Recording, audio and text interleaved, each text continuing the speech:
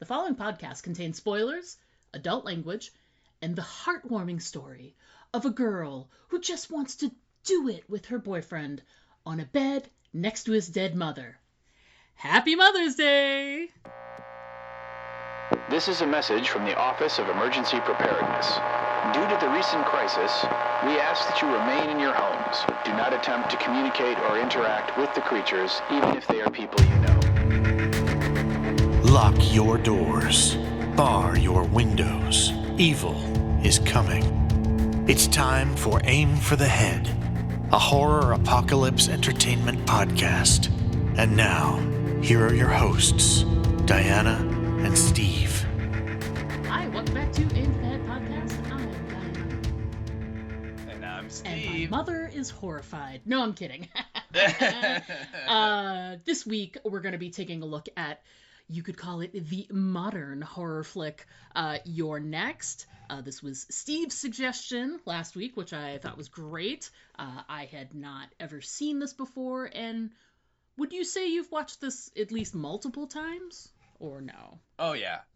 This was probably like the fourth or fifth time I've watched this one. Awesome. You know, and it came out in 2011 or 2012 or something. So yeah. Great. Yeah, it's and every time I watch it, when I do rewatch it, I'm like, why have I not watched this more? Because it is just such a fun, like, it's a bloody, goofy, funny movie. You know, so yeah. Anyway, yes. So yeah, I've seen it multiple times, and when you said, hey, come up with a movie, this was on a list I had made last year of like the possibilities. And as I was, and we talked about some other ones that I had in mind back then, and then you're like, well, you pick one. You know, it's like you decide, pick one. And so then I thought about it a little more, and I'm like, you know what? Forget all the ones I talked about. I said, let's go and let's do this one because, you know, while the road, you know, you are a big fan of it, and it's based on this, you know, hugely popular book. Let's be honest, it's a little bleak and grim. and for you, who is cold and dead inside, to actually admit that shows you how bleak it is, people. How bleak it is, yes. I mean, it is, you know, and so I thought, okay, I would like to kind of cleanse the palate a little of that and move on. I picked this one because there just is a lot of funny, humorous moments, and clearly this movie, unlike The Road, and The Road is, you know, again, great movie, but this movie has a sense of humor, whereas The Road, based on the setup, it really didn't. It was much more serious. And this movie, I think, is a lot more, you know, kind of like, are you getting this? Yeah. You know, the tongue is firmly in the cheek, I think, in a lot of stuff. So yeah. You know, and folks, before we usually get talking on this podcast about our individual points about whatever TV show or movie we cover, we typically do a real quick, like, what did we think of what we just watched before we get into the nitty-gritty. And I went first last week, and it's apropos that you go first. So is there anything more you want to sort of expound on what you just said about what you like about the movie? Or... Yeah, I think, and we'll get into this, you know, when we get into our points. But what when I saw it for the first time, what just really surprised me in a very positive way is that I would say like the first like 35 minutes of this movie, it is following like the playbook of a home invasion horror film. You know, where you have, you know, the protagonists are in the house, and you have this, you know, group of unknown strangers that are outside. Usually they're wearing weird masks, which here they are, and they're, you know, the house is under siege, and they're like slowly like picking off the people in the house one by one, and you kind of get this sense that, you know, they're doing the horror movie killer thing, that no matter what the good guys try and do, they have anticipated it, right? And they're one step ahead of them every time, right? You know, when the girl tries to run out the front door, they've already got something in mind to fix that, you know what I mean? And they're doing all these things, and it's just following the playbook, and it's entertaining, and it's really interesting. But then, like I said, like that 35-40 minute mark, the movie just goes, okay, we're gonna go in this direction now. And it totally changes gears and like becomes like Die Hard, and and it's still just as great as the first Mm-hmm. part. So that really, I was just like, wow, this movie is unbelievable. And the hero of this movie, the main character, Erin, is played by this girl named Sharni Vinson. She is Australian. I think anyone that has spent any time listening to our podcast knows Australian girls are kind of one of my things. Okay. So, and like halfway through this movie, I often ask myself, I wonder if she knows Alicia Debnam Carey. Anyway, yeah, so obviously I was very taken with her because, she is Australian and she's amazing, and she's, just kicks ass in this movie. So, but yeah, so anyway, I was blown away when I first saw it. And again, that's why it kind of always made like my list of like possible things we could talk about in the future. And so, yeah, that was one of the reasons why I wanted to watch it. And I was really excited to hear what you had to say, because whenever I suggest stuff, there's always a little part in my head of like, ooh, what if she hates this movie? So please tell us, what did you think? It's funny because you have picked, like, okay, I went through not too long ago all of the movies we have covered, only because I wanted to do, lists, and, we did the 30 Days of Horror and, 12 Days of Christmas. And, and I poured through, like, I mean, we've covered plenty of TV shows and series and limited series, but, the movies themselves, to see what we've covered, and lots of classic stuff on there, lots of stuff I hadn't seen before, things that I probably wouldn't have watched unless prompted by you. And there are some things on there that are just like, oh my God, like some of them are just like, I still think they're ridiculous, some of the stuff we've covered, but they still were fun, or I've always been able to find something I enjoyed in pretty much everything that you've picked. So okay. It's pretty rare, you know what I mean? I mean, come on. Is Kingdom of the Spiders ridiculous? Absolutely, it's ridiculous. But the fact that it's ridiculous is part of what makes it so entertaining. You know what I mean? Yes. So that's one of the things you're in for. So for this one, I didn't know a lot about it, and you were very careful to not talk about too much because you didn't want to give some stuff away. So I knew that there was going to be something, within this movie that was going to be, I don't want to say a surprise, but something that like could get spoiled, Sure. And clearly it's, I mean, spoilers if you haven't watched it, what is wrong with you? Obviously it's the, the sort of inside job-ishness of what's happening, but in getting pictures for covering this for our social media and looking for thoughts and comments and whatever, and just letting people know we're going to be covering it, most of the images are all of, one or the perpetrators, the thugs that break in or do all of the, the killing, and they're wearing those funky masks, the wolf, the sheep, the whatever, you know what I mean? But in most of the advertisement, it's this white thing. So I was really intrigued because I didn't know what to expect. And it's funny that you said the thing about it being following sort of like the usual list of like the home invasion, like the setup of like the usual home invasion horror story. And since I have, I've watched a lot of horror movies, not nearly as many as you have, but I've seen enough, and I've seen enough, movies, whether it's horror, scary, whatever. And there were some tropey things in there, like sort of like following like a script, as it were.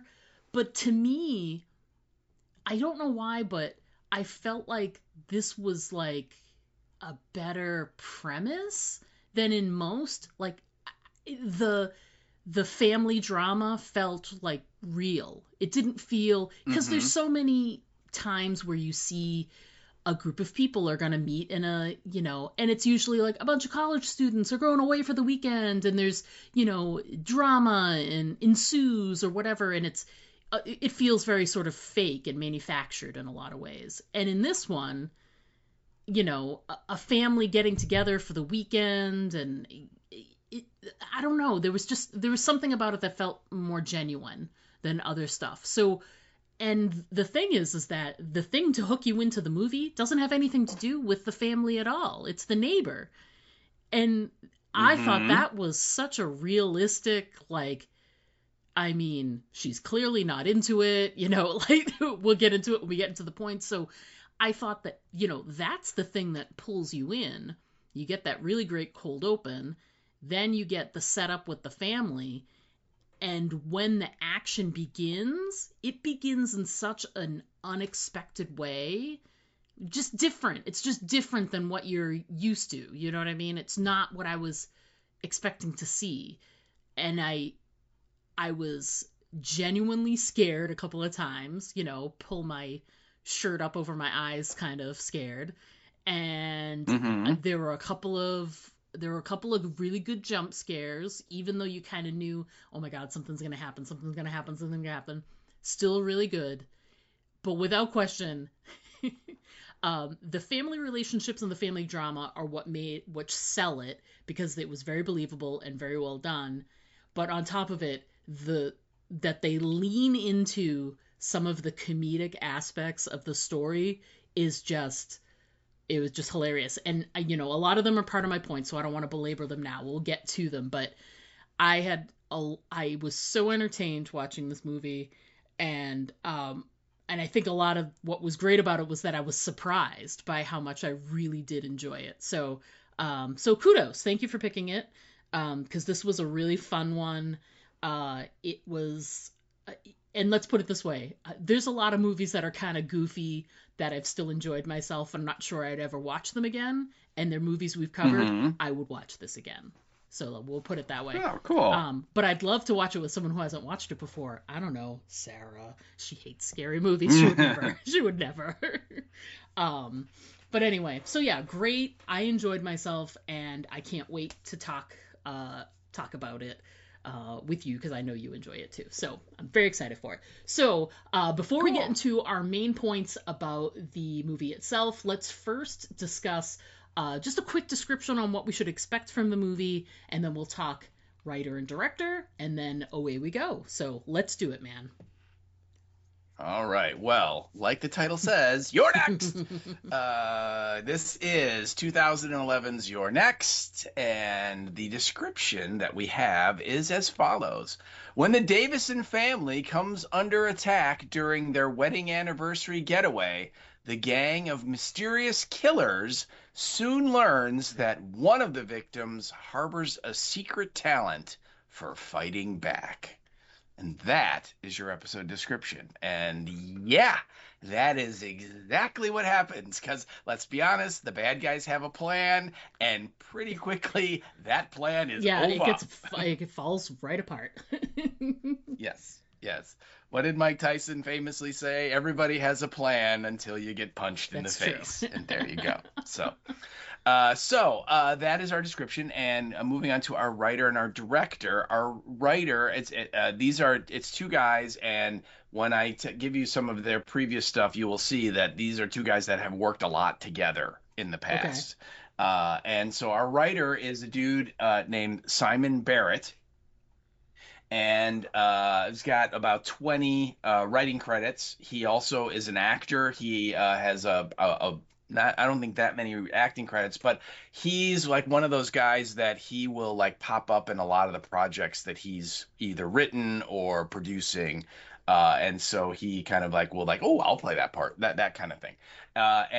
He in like the last like 5-6 years, he has written the Godzilla versus King Kong, The New Empire, which is the second of the kind of more recent Godzilla reboots that have come out.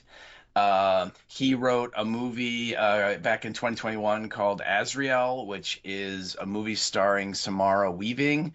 That's It's kind of a weird dystopian future kind of a thing where nobody can talk, and it's a community of women, and she plays this one that kind of breaks the rules, and so they cast her out into the forest to be sacrificed by the monster that lives in the forest, and hilarity ensues. There was a series of horror movies that have come out in the last maybe like 10 years that are called VHS. I don't know if you've It ever sounds heard that or familiar. been familiar with them. They're like anthology movies. So like, each one is like three or maybe four short stories.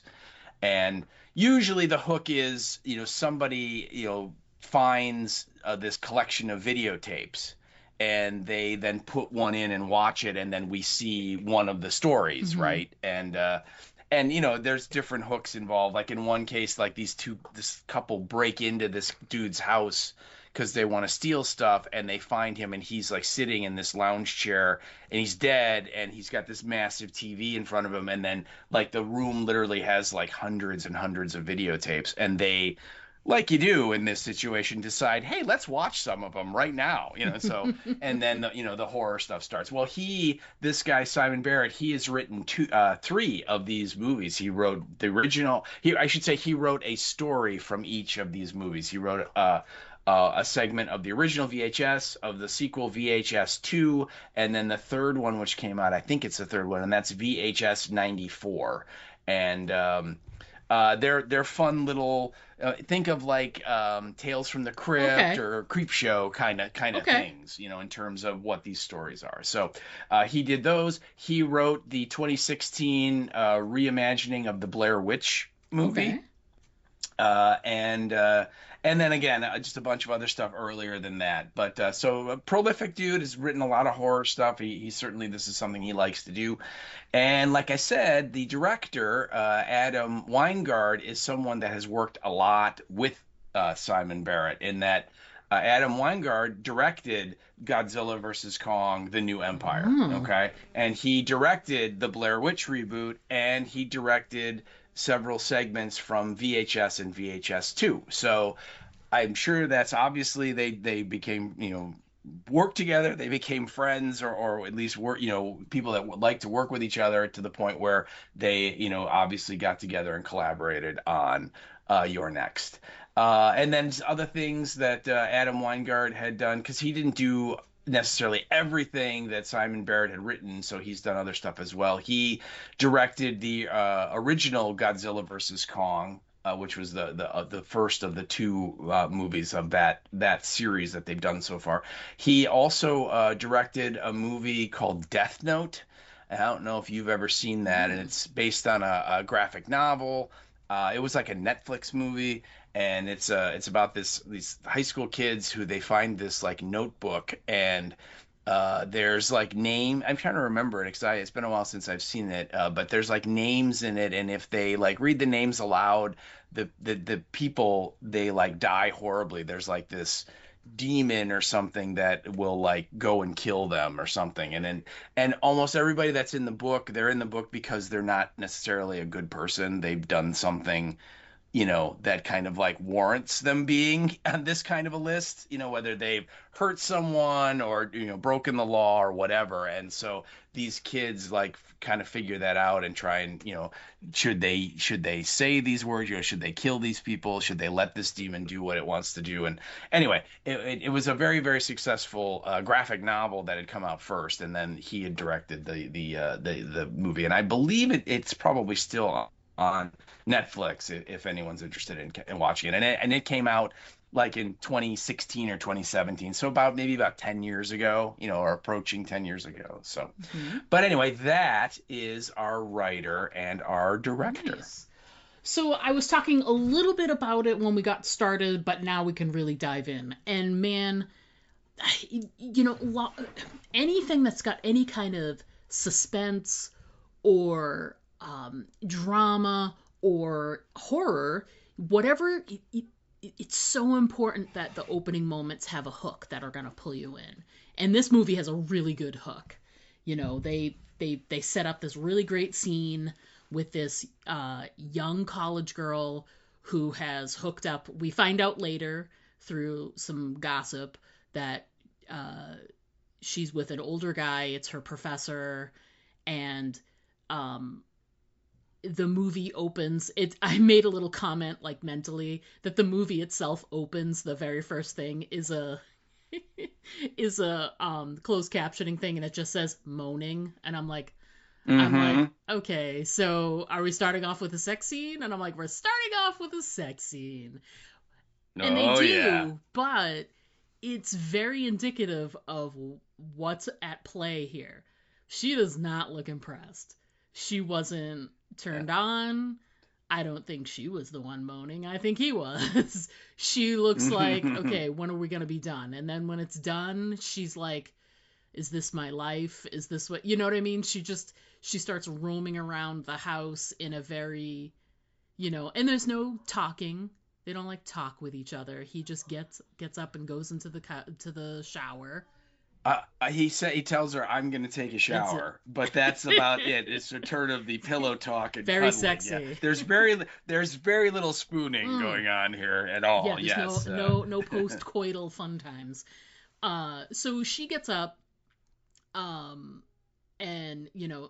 all she does is throw on her underwear, and she's got on like I think you would assume it's his shirt. It's like a button down, Mm-hmm. and it's just just barely, it's open, so it's just barely covering up all her bits. And she's walking around. She looks so bored. She looks so like, oh my god, kind of like at the start of a weekend where she's like, I can't believe I'm gonna have to be here all weekend, and you know what I mean? Like, Mm-hmm. yeah. So she's roaming all around. She puts on some music. She mixes a drink for herself. Pours herself a Yeah. screwdriver. The drink of champions for any college student who doesn't know how to make a mixed drink. I've drank many screwdrivers in my lifetime, haven't we all? Mm-hmm. Um, Oh yeah, well they're just so easy to make. I mean I think she's just like, I don't want to Yeah. she wants to get Yeah. drunk, and she's like, yep, what can I do? Oh, vodka Yeah. and orange juice, good, let's go. It hits the spot. And Yeah. she's, just sort of sitting around and, pondering her life, as it were. And there's like something outside, like something catches her eye outside. And She hears yeah, the yeah, noise. yeah.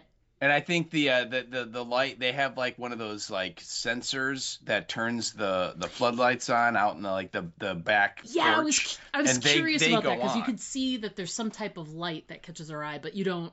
It's not. I don't think it's ever really explained, so I was curious about that. But you, with multiple watchings, have probably. Well, the only reason that that is that later on, when I think Amy or no, Kelly, the older brother's wife, when she just runs away and she makes it to the neighbor's house, and of course the guy's propped up on the couch Yeah. and stuff. As she approaches it, the lights come on, and so that's when you're like, oh, that's what the college girl sees out of the corner of her eye in the opening scene, because right, she's just kind of sitting there, and then all of a sudden she hears something, and you see like a glare, like reflecting in her eye, and then she turns and looks, and it's like clearly something outside there by the porch has made a noise, and something moved because the light went on, and then she goes to investigate, which again, horror movie mistake number one, man. You know what? When you hear strange noises outside, you're just like, nope, I'm not hearing that. No, thank you. And then clearly, she's gone. And so he finishes his shower, come downstairs, and it's great because she has the drink and she had put it down. And you don't see what happens to her. You just see the aftermath. But something's gonna happen. So when he comes down and he picks up the drink, and there's only like 2 sips taken out of it, that like she's gone. Because it's like this macabre thing where he grabs the drink and is like, oh, a screwdriver, thanks, babe, that was nice of you. But he picks it up and takes a big gulp, and that's when he notices, like, well, there's something written on the windows. Well, what could that be? And he goes over and he's like looking at it and checking it out. And like, funny because he's so oblivious. He just is taking his time, and he's like trying to figure out what it is. And then he sees her, and right after he sees her, the does he get punched in the face? Like, do they go through the glass window to him? I forget how he's taken out. Or does the machete go right through the glass or something? Yeah, no, the knife goes through the glass. Well, no, he's drinking the screwdriver, and then he notices the blood on the patio doors, yeah. and it spells out "You're Right. next." And he comes up to it, and he's like, kind of like, he does the thing with the finger, like, wait, is that on this side? And it turns out it's on the outside. And then he looks down, and there she is lying in a pool of blood. And he backs away. And again, classic horror movie mistake, when you back into a new room, Yep. right? Not smart, people. And then the killer is in there and gets him. And then I think it zaps him with either an axe or a machete or something. Yeah, and then literally the blade comes down, and you see the window, and like you get the blood spatter on the window. Yep. And then it smashes to black, Yeah. and we're off and running. Oh, so it's just so well done, and it's great because he's part of the confusion too is the whole "you're next" thing was written. It is on the outside, but it's also written on the outside. So he's from the inside. The word is backwards, so he's trying to figure out like, what is it? How did it get there? Is it on the inside or the outside? And you know. He's probably a little stoned, a little whatever. He took a big swig of the drink. Like, it takes a second for you. He's reacting to the fact that it's there. And it doesn't initially, you can't figure out what it's saying. But the fact, and then they flip it around and show it to you so that you as the audience see it. And it's just a great moment. It's just like snap and it's done. And you're like, ooh, that was a great way to start. Yeah. Well, it's kind of definitely like a modern horror movie beginning.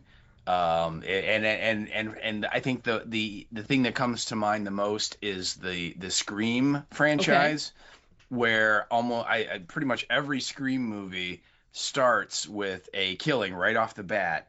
But it's usually kind of someone that's either going to be completely irrelevant to the main story or very much on the peripheral. In the original, if you remember, it was Drew Barrymore, right? And she gets killed right at the beginning, and her boyfriend is gutted outside in the front yard. And obviously, they were part of the group of kids, so there's more of a connection. But as you go further through the Scream series, usually the killings at the beginning are extremely random and are much more random and much less associated with the main group. In Scream, I think 6. Going back to Samara Weaving, we just talked about her from that movie. She, is this woman that's on a blind date, and the Scream guy, the Ghostface guy, gets her. And in the most recent one, Scream 7, this couple, like the Scream house from the original, someone has like built an exact replica and has set it up as a B&B. But it's like filled with like Scream stuff, including like an animatronic Ghostface guy, which I think we all know what's going to happen when they walk by it 3 or 4 times and it kind of moves and does stuff. Eventually it's going to be the real guy, And so these two people get horribly, horribly killed, and it's like they have absolutely nothing to do with any of the main characters. It's just that's how a lot of these movies start, is to kind of get everybody into it, give them a good scare right off the bat, right? Ratchet up the tension and all that, and then boom, we go into our story. And again, like in this case, these people definitely are connected to the main story because we find out that they're like the closest neighbor. That's like, what would you say, like a half a mile away? Yeah, maybe probably a like quarter that. of a mile away, But that's it. They have no tie to anyone else other than the fact that they happen to live next door. Yes, absolutely. We get this, so we go from this opening, and then your number 1 and my number 2 are kind of connected in the sense that it's before everybody else arrives. It's now Audrey is the mom, or Aubrey, I can't remember. Yeah, I always think it's Audrey, but it is Okay. Aubrey. And I forget the So husband's name, but it's like mom and dad are there. yes, yes. I want to say, let's see, I'm looking at the cast list. I think the dad's name is Okay. Paul. Yeah. So they get to the house first and they're sort of opening it up. And of course your first, little thing is that the door is unlocked. And immediately they're Hmm. like, it's unlocked. But he's like, oh, one of the workers that have been working on the house, they probably just left it unlocked. To which I say, Yeah. no.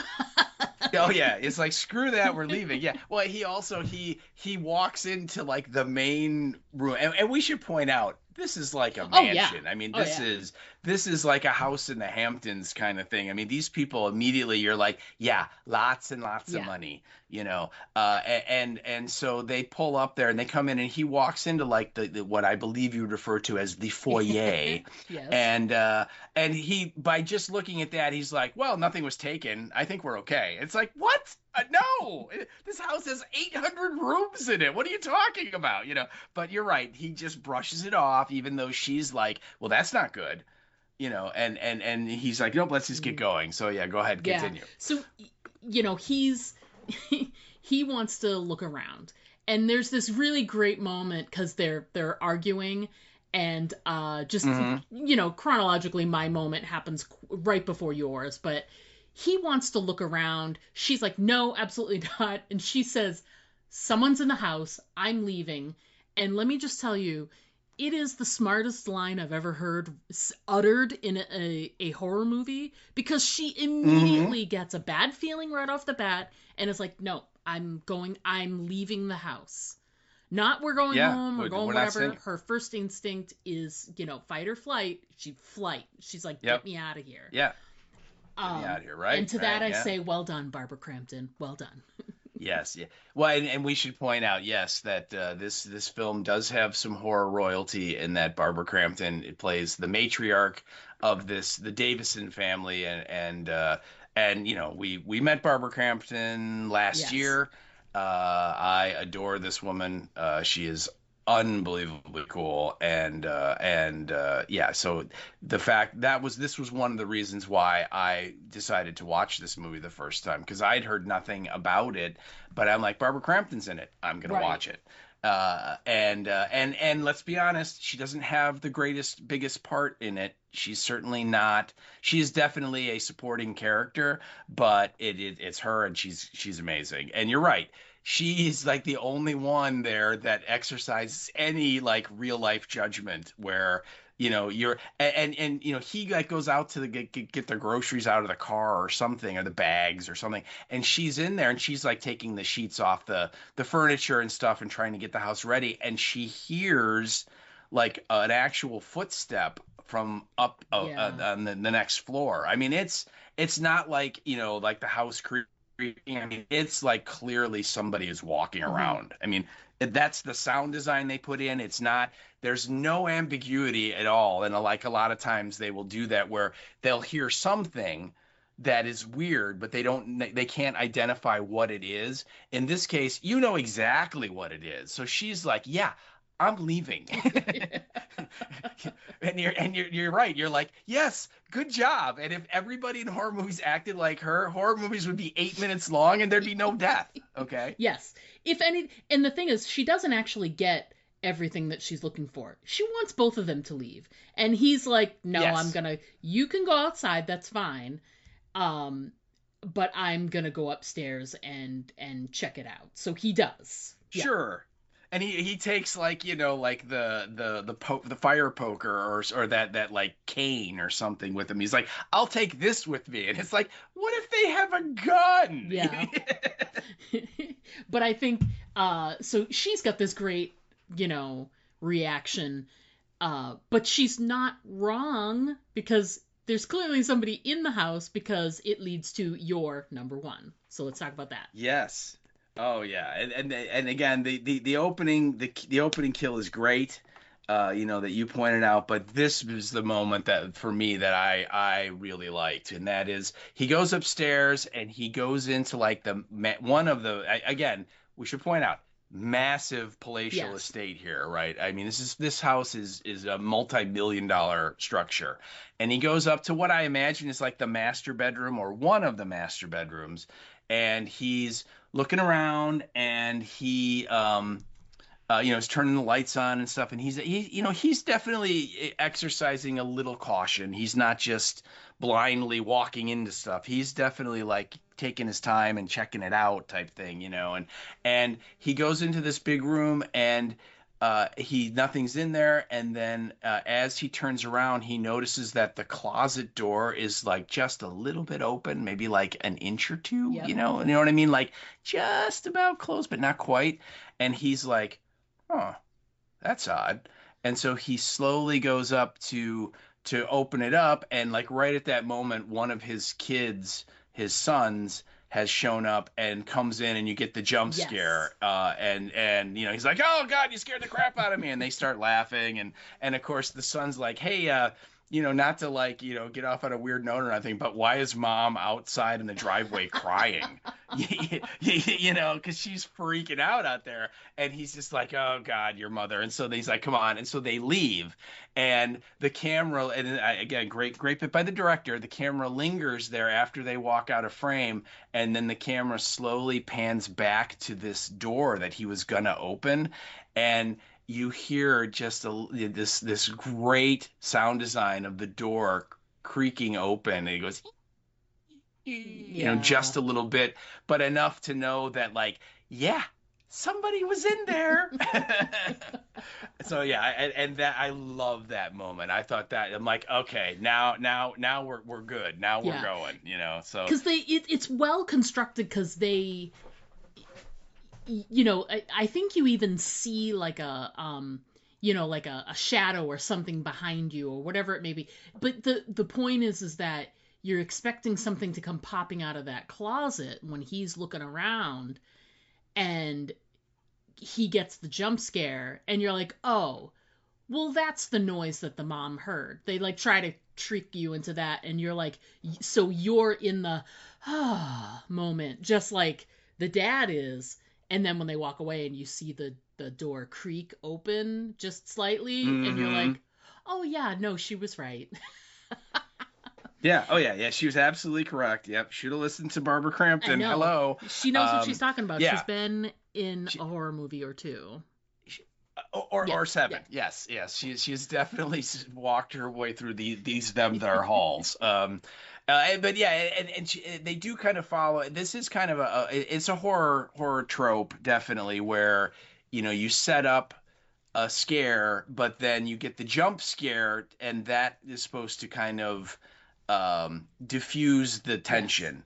And the audience will exhale like, oh, okay, it wasn't anything serious. It was the son. It was, I think, Drake is the oldest son who shows up first, or maybe it was Crispin. I can't remember, but it's one of them. And so then you're like, okay, that's over. But then the director kind of doubles down, and the writer does too, in that it then goes back to where the original tension was centering, which is what's behind this inside this closet or behind this door.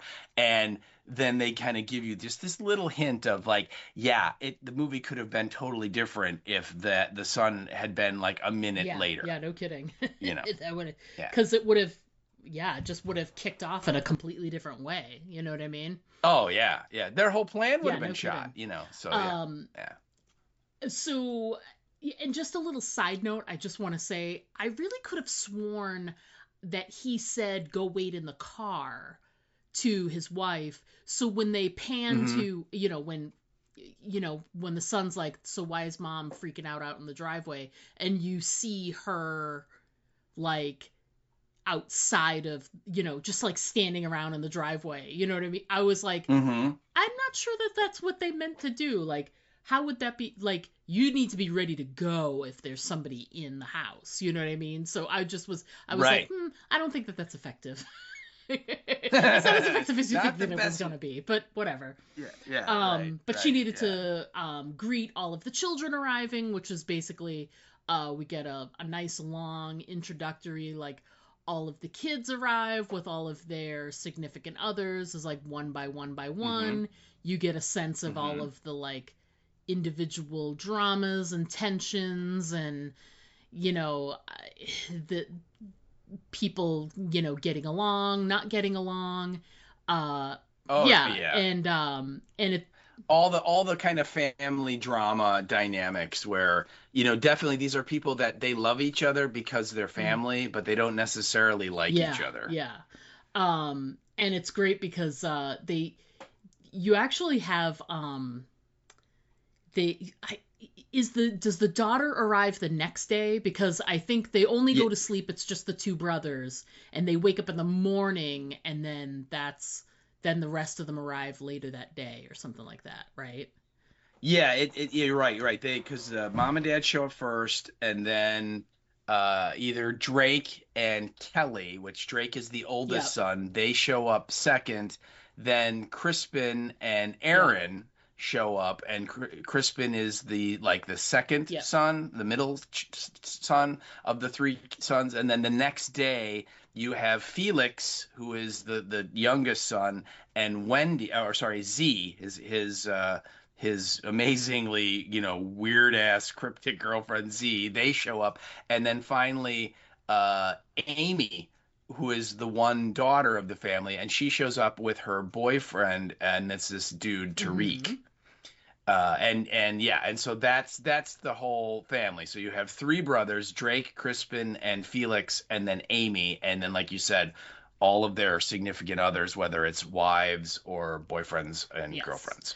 And Yeah. then, everybody is introduced to each other. We get all this sort of individual, you know, you can tell that there's a little tension. The brothers maybe, don't get along as great as they probably should or whatever. And Hmm. Hmm. and there's this really great moment where uh Erin goes out to get a little milk from the next door neighbor. Hmm. And this is the neighbor that we met in the opening scene, and Yes. she knocks, but nobody answers because he can't answer the Yeah. phone because What he's dead on the couch. is a slight case of death? Yeah, and we should point out that in the opening sequence when the college girl who I they don't never say it, but in the credits I believe she's listed as Talia, but again I don't Yeah, I think don't they remember ever that, refer but to her yeah. name.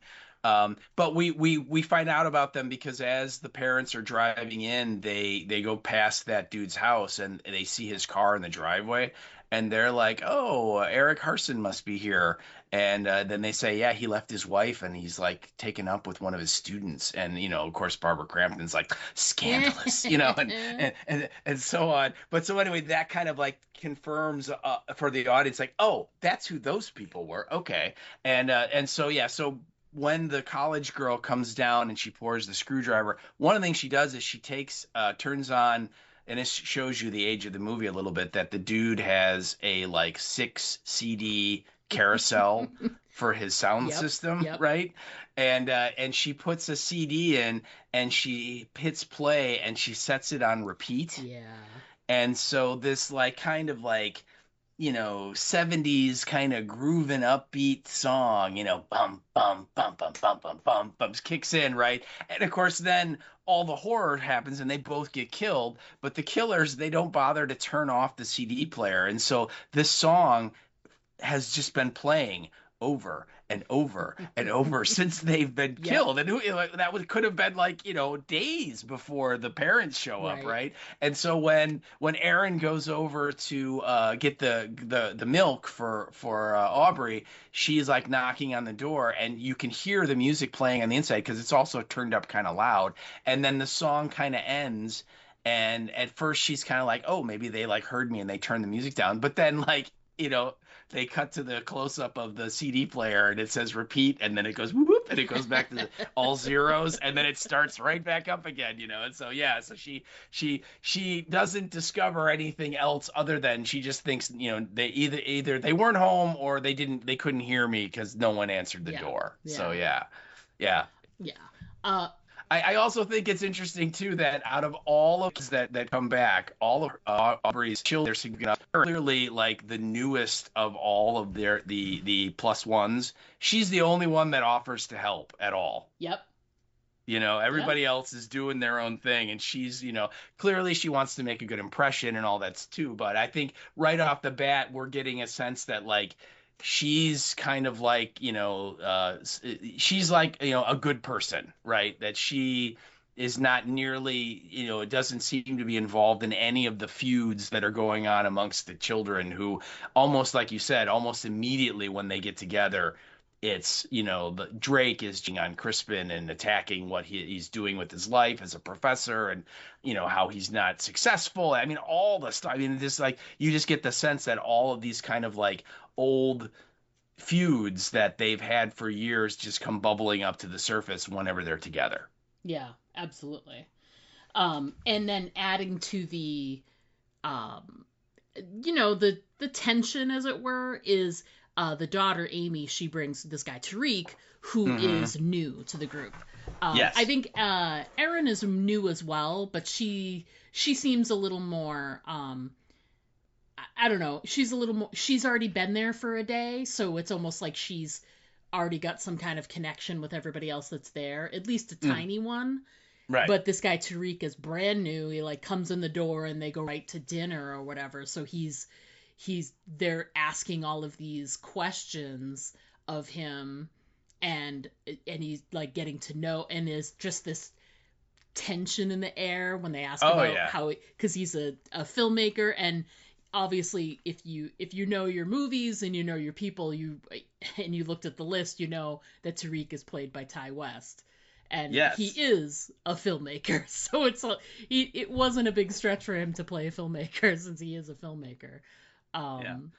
So well, and he's like a documentary filmmaker, but at like one point, Drake and Kelly are talking about how they like you should do commercials. They're awesome, and it's like they're like that's why I watch TV. I don't like they're better than like the actual programs, and you can just see like he is like rolling his eyes, like oh my God, I can't believe I have to sit here with these people. That he clearly is someone that's trying to do, like actual like art. You know what I mean? And make something of substance, and all they can chatter on about is how great commercials are. So yeah. And it's so funny because like people that work on commercials, some people do it and that's the only thing they do. They're great at it. Some people, it fills the gap. I'm an indie movie director, but to make a little money until I can do my next project, I do commercials and da da da. Right.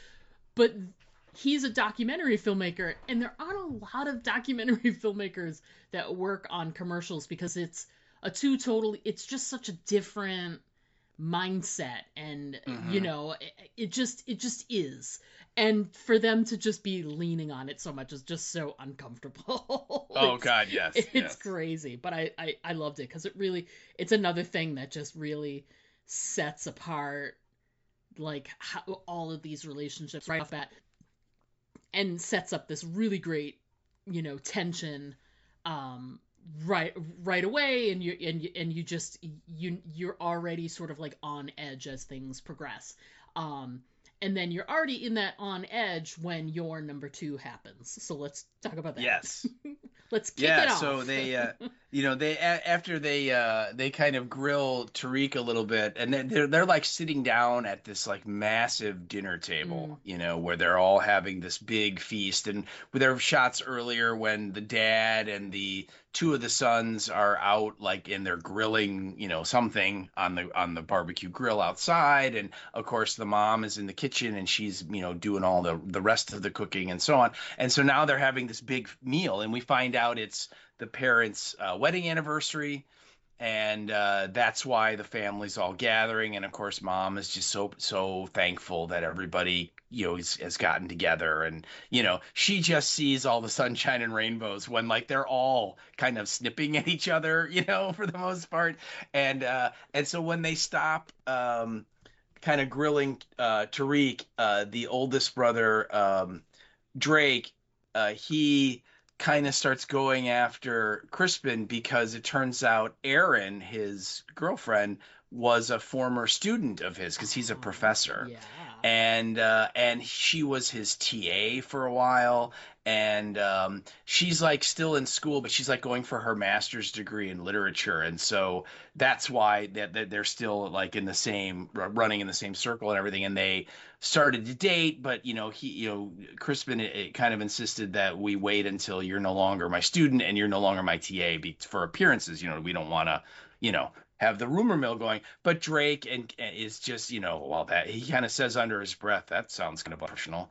And that like sparks this big argument, and so they start going back and forth, and you never respected what I do, blah, blah, blah, all this back. And while this is going on, Tariq, who is just, I think, relieved that they're no longer telling him he should make commercials, and it can kind of, he's off to himself. He looks up and he looks out the window, and something catches his eye, and he literally, whatever it is enough that he gets up and leaves the table and like walks over to the window, and he's looking out at it. And again, this is going on, and the argument is increasing to the point where the rest of the family is joining in, and some people are just saying, hey guys, cut out, let's keep it civil, and other people are kind of like throwing lines in too of like, wow, you never did that. And so it's sort of kind of trying to be contained, but it's also kind of escalating. It's one of those family kind of arguments we've all been in, right, where suddenly everyone's got their 2 cents to put in, and so on, and all of that's going on, and Tariq is still kind of off by himself looking out the window, and he's sitting there, and then all of a sudden he goes, what the fork is that? And right after he says it, literally you hear this glass break, and he like staggers back. and the way that they film it then I thought was really great, because something happens to him, but you don't know what it is.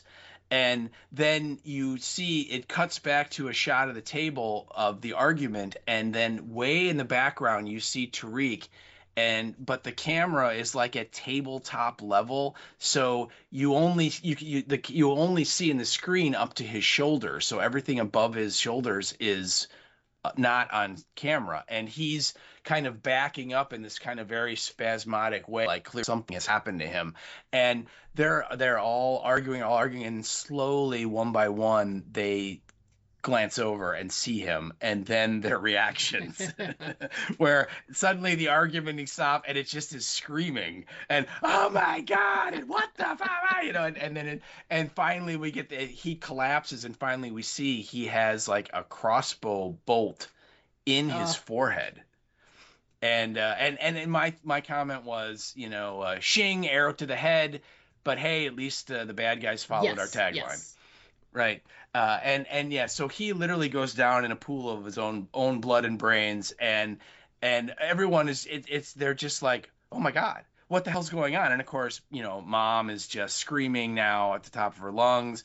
And of course, Amy, who this is her boyfriend, she completely loses it, right? And then of course the attack begins because more arrows start coming in through the window.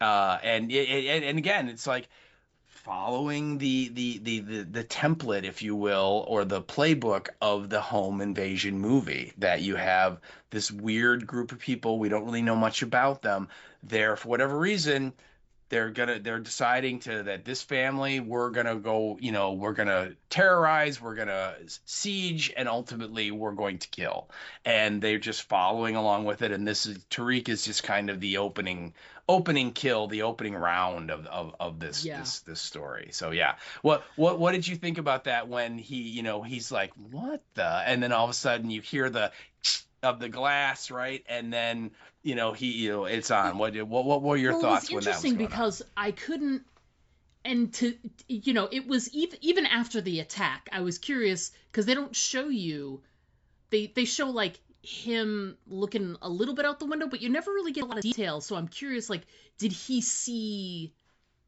like the outline of a person? Did he see the crossbow? Like, I'm not sure, like, but I like that it was not clear what he could see. It was you could sort of find yourself kind of squinting at the screen too, going, what is out there? what is going on out there?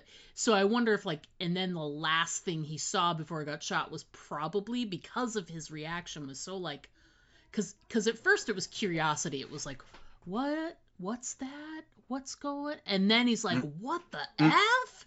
And that's when he probably saw one of the masks, because it's jarring, those masks, because they're bright white and they make no sense in that location.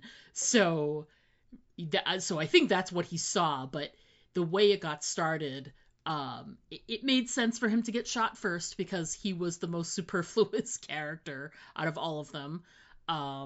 So he gets shot first, and then and I think Drake gets in the ensuing battle.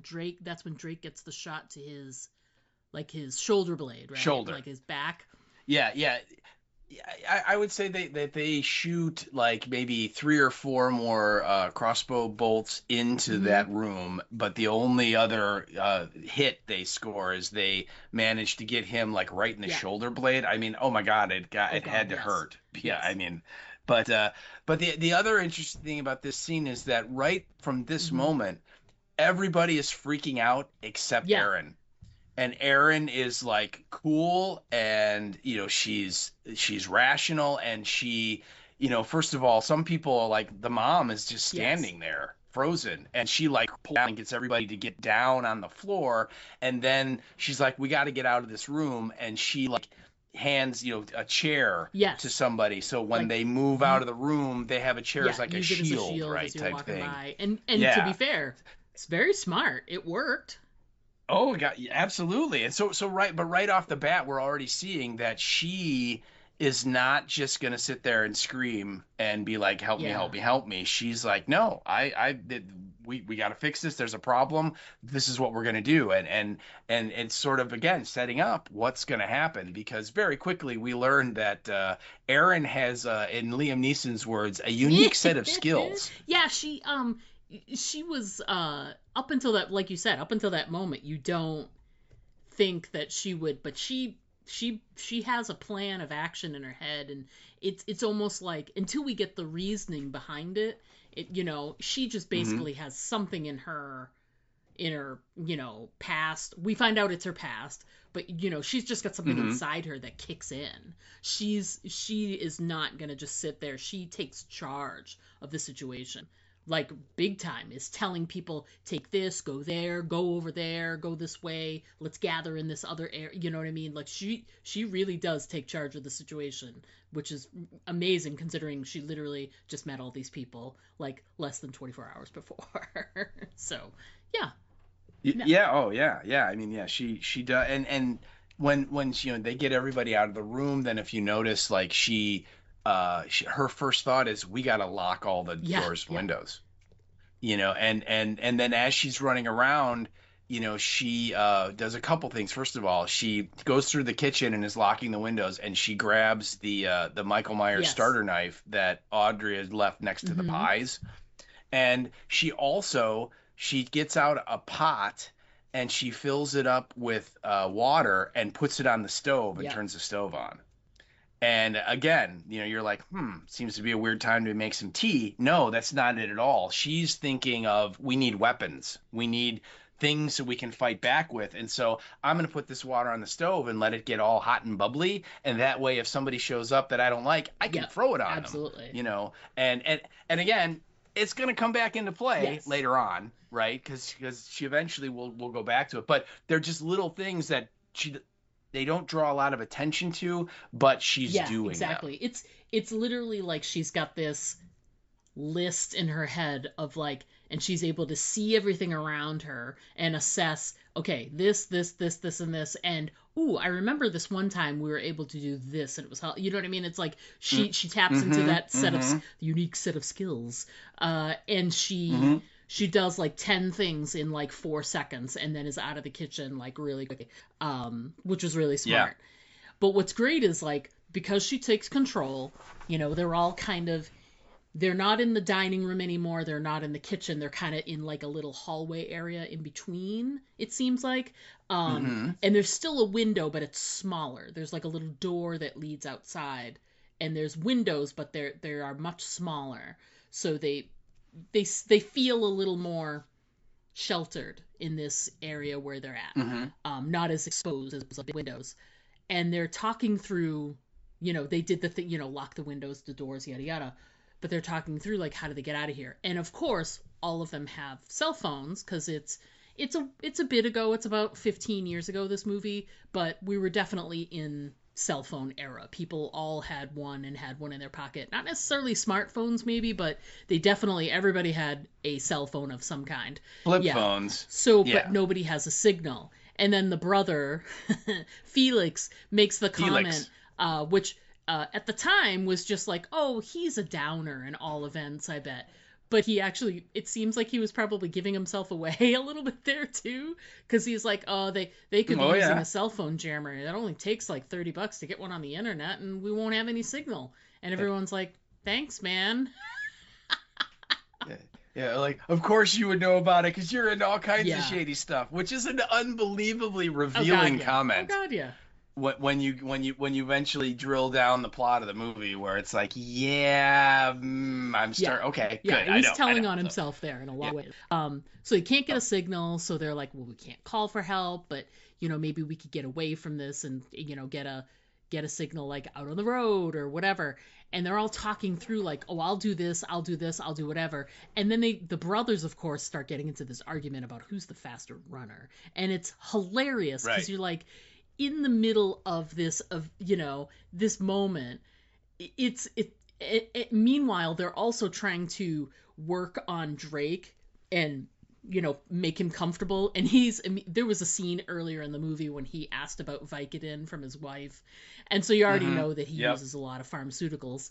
And so the first thing he asks when they're in that like little foyer area, the little hallway, he's like, drugs, I need the drugs. And so the purse brought over, and so he takes a bunch of whatever, and enough so that he can't really feel what's going on his back there. And then he needs to have an argument with his brother about who's the faster runner of the two of them. It's hilarious that this is even happening. But what comes out of it is the sister who's like, nobody ever thinks of me. I'm fast. I can do this, and they find... And she cites like she runs like marathons, like that somehow makes her fast. I guess, I don't know, but certainly she can run a long distance, which maybe is going to be helpful. But yeah, she eventually steps up and goes, I'll go. I just think it's hilarious because a big part of the argument between Drake and Crispin is Drake keeps insisting Crispin's a fat ass. And Crispin's like, I was fat, but I'm not fat anymore, okay? I'm actually in shape. So they're having this argument. And, of course, Drake's like, I'll go. And he has, like, an arrow sticking out of his shoulder, And he's still like, I'm still faster than you. Even with this is there. And so they argue about who should go quickly devolves back into just an argument between the two of them, right? And I kept waiting for Evangeline Lilly to pop up going, do you want me to go get a ruler? And finally, then Amy goes, actually, I'm the fastest. And so, she's like, I can do this. And, and the dad doesn't want her to go. And mom's like, don't do it. She's like, I can do this. And so they're like, okay, get a running start. And they move the furniture out of the way. And they're like, we'll open the door and you can go out at full speed. They won't be expecting that, And so you're like, okay. And so then she like is off in the corner and she's like rubbing her hands together, like, let's do this. And they're like, 3, 2. And then she starts running and you get the slow motion of her and she's running through the hallway, and then just as she comes up to the door, they open both of the doors and she heads out into the night and tragedy ensues. So here's the thing. I, of course, am conditioned that something was going to happen when they opened those doors, right? Because in order for the plot to continue on and for them to continue to be terrorized, she can't make it anywhere. Or if she does, she makes it away, but, like, crashes into a tree, like in, Tragic Irony or something like that. So I wasn't expecting this to actually work in any way. I was expecting, they're standing by the door and awaiting someone to come running out, or they've got a listening device, they're hearing everything they're saying, because it's not like they're whispering, and they're literally standing right by the door with an axe, and they're just gonna, as soon as she steps over the threshold, she's going to get either shot by an arrow or hit by an axe or knocked over. But when she runs into the wire, it was not what I was expecting. And it was one of there's like one or two moments in the movie where I was like, oh, and that was it. Because it was just so well done, and they prepared for the eventuality of someone running away, and it was done so well. It was so good. It was both of our number threes to talk about. So yeah, do you remember when you first watched it? Because now that you've watched it several times, you know it's coming and you can expect it. Mm-hmm. But do you remember when you very first watched it, what you were thinking when she made it outside the, over the threshold? Like, what were you expecting? I was expecting either, somebody's there with an axe or a machete, and they just like as she's running, they just kind of swing and either they decapitate her or, she ends up with a major, piece of cutlery in the chest or something like that kind of thing where we see one of them get her. Yeah. That was what I was expecting. And I was not expecting it to be right there. I thought for sure she was going to run down the driveway and there would be a moment where she'd like look over her shoulder and then kind of smile like, I'm going to make it. And then bang, she's going to go, right? Yeah. That would be more kind of what you would think would be the standard way to do it. But when suddenly she runs into the wire, I was like, oh my God, I mean, you're just like, cause would that hurt? Oh, would that hurt? Right. And I mean, it like completely slices her open, and they drag her back into the foyer, and I mean she literally dies in like a minute.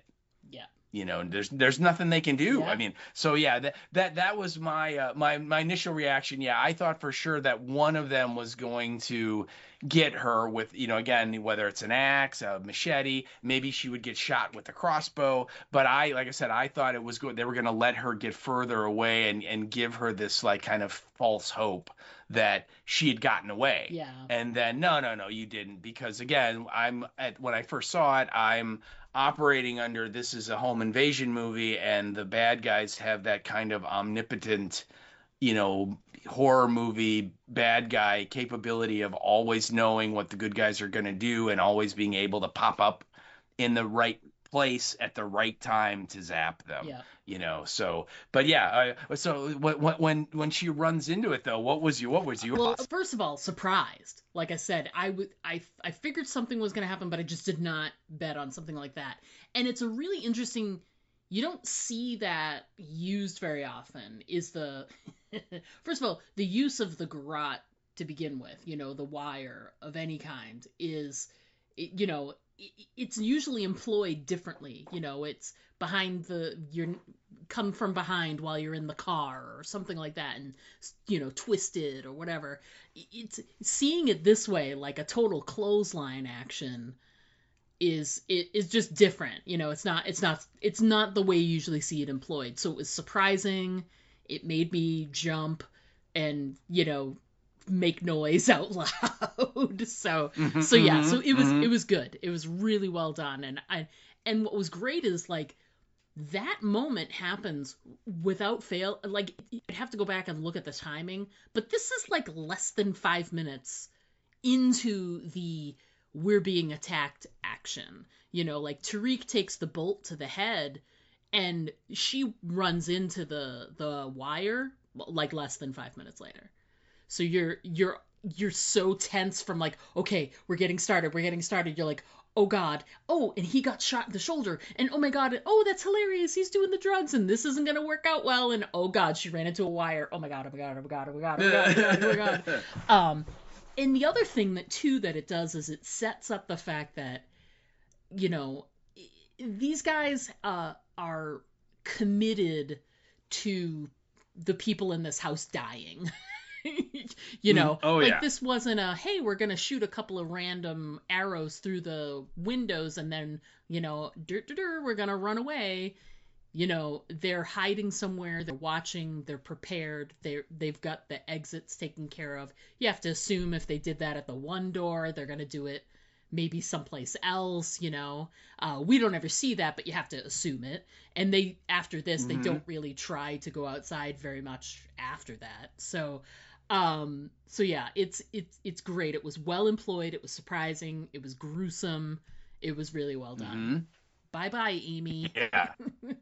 Bye bye, Amy. Yes, we hardly do. But I also like that, and this is I think your next point is that the wire doesn't vanish from the story because it comes back into play. Now, they were working on Amy, so they don't like, you know, reach outside and like cut it with a knife or do something to make it go away. It's still there. And what was it when Kelly ran, that Drake ran into the wire? Because there's some point where Kelly runs away. Yeah, where they freak out. Yeah, she can't handle it anymore. I think it's after the mom goes upstairs and meets her end. She freaks out and runs, but when she runs out, you know, she ducks and runs, and Drake goes to run after her, and he does ducks. He still has the other half of he's got the arrow still in his back. Which is what you should do. Unless you have a way to deal with the bleeding, you should leave it in there. And leave it in, right? All of these things, they always pull it out, and you're like, no. And then, like we just saw in the super happy movie, The Road, the week previous, you know, when the man gets shot in the leg with the arrow, and he like takes the arrow out, it's the arrowhead on it, and you got to cut a much bigger hole to get that out. For sure. Than it took to go in, you know, and people don't realize that you know, when you pull something like that out of your body, there's now an opening in your body that before that object was helping to stop the blood from just flowing crazy, right? And so and I think when it happens, Aaron even says like, no, don't pull it out. Because they want to pull it. He wants to pull it out, right? And they're like, no, don't do it. Don't mess with it, because we don't have the ability to. We might not have the ability to stop the bleeding, you know. And so he, you know, you're right. Kelly freaks out and is like, I'm leaving. I can't hack it anymore. So she takes off. He goes after her, and she ducks the wire, and then he kind of ducks the wire, but the arrow, I mean, it hits it flush and, you know, moves, and he, even though he's all doped up on Vicodin by this point, he's still like, you know, and you're just like, oh, I bet that hurt a lot. Yeah, no kidding. It is just really well done. And it made me laugh because, you know, normally, you know, they'd either cut it and then he'd run, or it's just so rare for a movie to take the moment to add in a moment of actual hilarity. Oh yeah. It was great. It was really great. Well, and again, if you haven't picked up on it by then, that's kind of, to me, the signature moment where it's like, oh, okay, this movie understands how ridiculous it is and is just gonna have fun with it. Oh yeah. And from that point on, it's just I think there are just some it's very Rick Grimes-esque in that everybody sooner rather than later is just got blood all over their faces in there. You know what I mean? They're all walking around. You just expect them to go, what? So, but and we should point out too that there's a moment. I think it's again, whether it's before Amy runs or not, but Erin is in the kitchen, and she's going around locking all the windows, and one of the guys, the bad guys, smashes his hand through the window and grabs her by like the hair, and she takes that Michael Myers starter knife and literally impales his hand into like the side of the window. Yeah. And I think this is first of all, it's just an example of, oh my God, this chick is a badass, right? And she's a fighter, and do not mess with her. But what I think was really great, and this is like the first little hint by the filmmakers that, okay, this is not your standard horror movie, because the bad guy, he like screams in pain and is like, oh my God, You know what I mean? And, Yeah. and let's be honest, most of the time in these movies, the killer, or in this case killers, they're usually the like strong silent type, that don't Right. say all that much, and they never seem to indicate that they're hurt. Whether they have like a car fall on them, it doesn't usually phase them, right? Because they're like the supernatural, unstoppable killer in these things. And this Right. guy, just from that little wound, is like, oh my God. You know what I mean? And just so right away you're like, huh, that's weird. That's not usually how these things go, right? So Yeah. I thought that was a cool little moment. Yeah, exactly. So my number 4 was Drake getting caught on the wire with his arrow. Hmm. Let's chat about your number 4, which is a really Yeah. great visual. Yeah, yeah. So Kelly, she does run away, and she gets away, and she makes it out into the woods, and she's running, and she gets to the neighbor's house Yes. where Aaron had gone over earlier, right, to try and get some milk, and that thing. And again, we hear that damn song playing, right? And she comes up, but she approaches it from the back, where you see the big like glass windows that look out onto like the patio of this house. And as she runs up, like we said, the sensor goes off, the lights go on, and she comes up and she sees the guy, the man, the first two people sitting on the couch, but his back is to her, so she Right. can't see the face, and he just looks like he's sitting there. And so she's like pounding on the window, like, let me in, help, help, help, help, let me in, let me in, let me in. And literally one of the bad guys comes up, and I think it's the lamb guy. And we should point out that there are four guys, part of this group, that are terrorizing these people. And one of them has a lamb mask, one of them has a tiger mask, one of them has a fox mask, and I think one of them has a wolf mask. Yeah. I think those are the four Yeah. things. And I think it's the lamb, but it might be one of the other ones. And he literally like pushes her through one of these plate glass windows. And so she's, as you would imagine, messed up by that. And she's on the ground, and so she gets up, and it's you feel for her, because she like is trying to like drag herself across all of this broken glass to get away. Yeah. And like you can see, like, she's wearing like a skirt and like tights, and you're just like, oh my God, that woman is just getting cut to ribbons.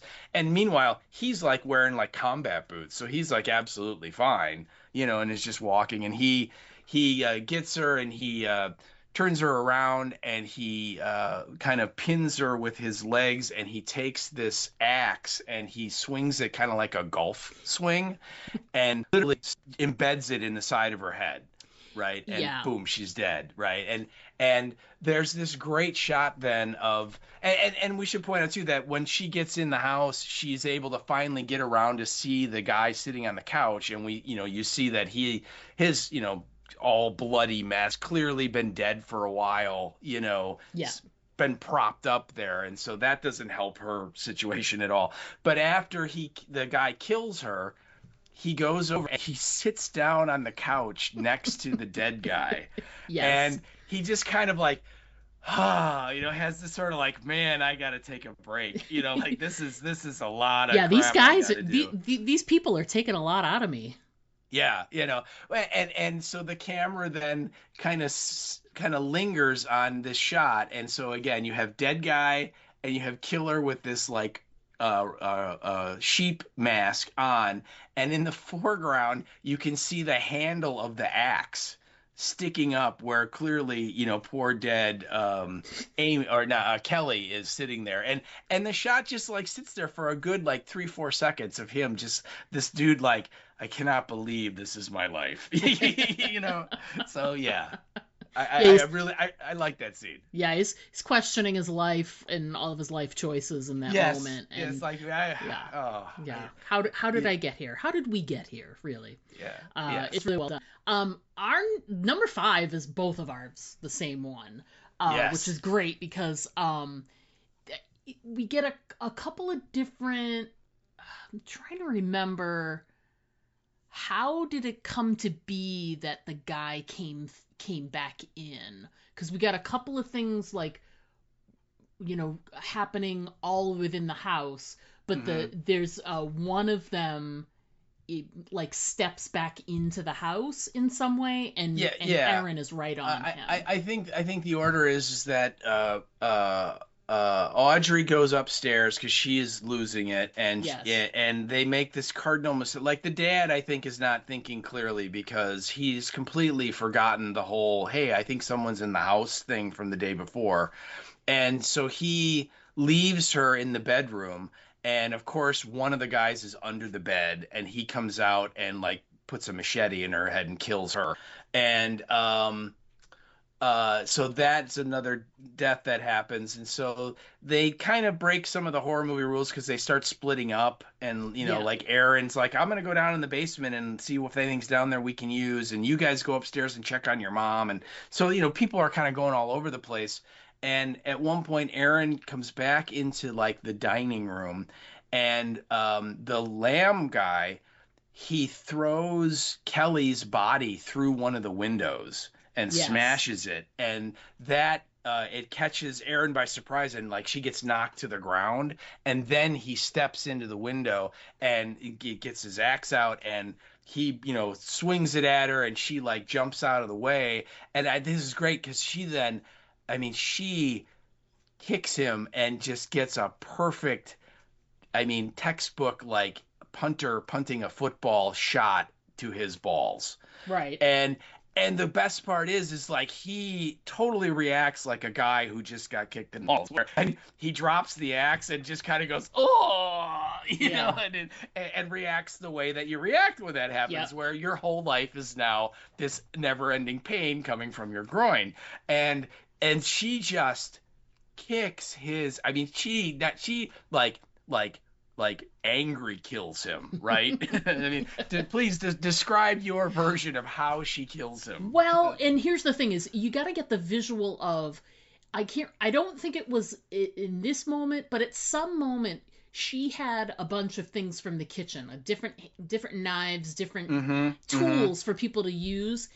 And when he tossed Kelly through the window, and it startled her and she fell to the ground, all of them went flying on the ground. Yes. And so when she disables him and he's down on the ground, you know, clutching his nads, as it were, she picks up the closest thing to her, which is a meat tenderizer. It's awesome. Which is basically just a hammer with some little points on the end that you use to tenderize your meat. And she proceeds to...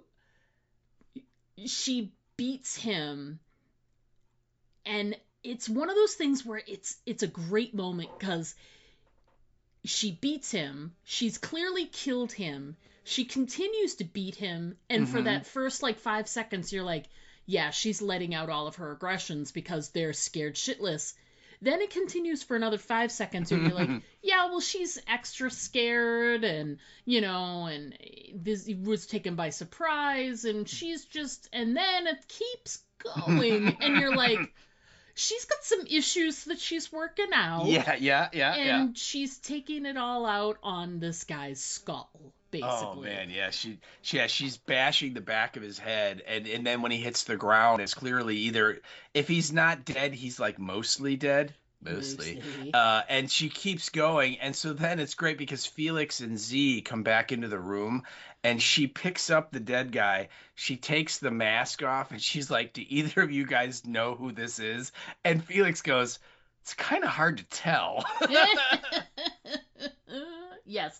There was a moment when she was beating him where I had the moment in my head where I was like, well, if the cops shows up, she's going to have a hard time explaining why she beat him to a bloody pulp. You know what I mean? Like, it got to that uncomfortable arena of, this is no longer, like, you know, self-defense. Yes, you know what self-defense. I mean? It's kind of hard to sell that, Yeah, passed over that, and you're like, okay, well, we're uncomfortably in the area of I don't know if she's enjoying this, but she's doing a really good job of beating the shit out of this guy. So it's just, and it's great because she's just, it's not surprising because she's already taken charge so well, but her level of badassery is, like, this is like the pinnacle of it. it's not for the movie because she continues to be badass. But in she's finally reached, like, these are her new heights of badassery. So it's pretty amazing. Yeah, it is, and yeah, and it's like there have been little hints dropped along the way that clearly she, like you said, she when stuff starts going bad, she like has like a checklist of things you need to do to protect Right. yourself. But Yep. then then she stabs the guy in the hand, right? So it's like, okay, she's not afraid to, get her hands dirty a little, and she can use weapons and things. But then when she just flat out kills this dude. And like I said, this is not like they're struggling and she stabs him in the gut once and then he collapses. I mean, she kills him, right? Yes. Yes. And at that point, like when I first saw it, I was just like, damn. Damn, woman. Yeah, I mean, it's just because she's my comment is she's just a badass, and she is. And I think Felix and Z are like, damn, she's a bad, you know what I mean? Where they're like, who are you? And this, of course, leads to the moment where we kind of get a little reveal of exactly why she's able to do all this stuff, because she goes and she and Z go and find some like pieces of wood, like flat pieces of wood, and she finds all these nails down in the basement. The dad has kind of like a little workshop, and she and Z start putting nails through these pieces of wood, and she's making these like strips that she's placing by the windows, so that the nails are sticking up, Yes. type thing, right? Like very, and I know your comments in there, it's very Home Alone-ish, Yes. kind of, right? And so Z is like, where did you learn how to do all this stuff? Because and I think all the audience is going, where did you learn how to do all this stuff? So and we find out that like she lived in a survivalist compound with her dad when she was a little kid in Australia, where they like literally moved out to the outback because they were convinced that the world was going to end, or that the man was going to come get them or whatever. And so she said she didn't come to the United States until she was 15 with her mom. And so like you have to assume from like little baby to like 15, she lived with all these like survivalist nut job guys.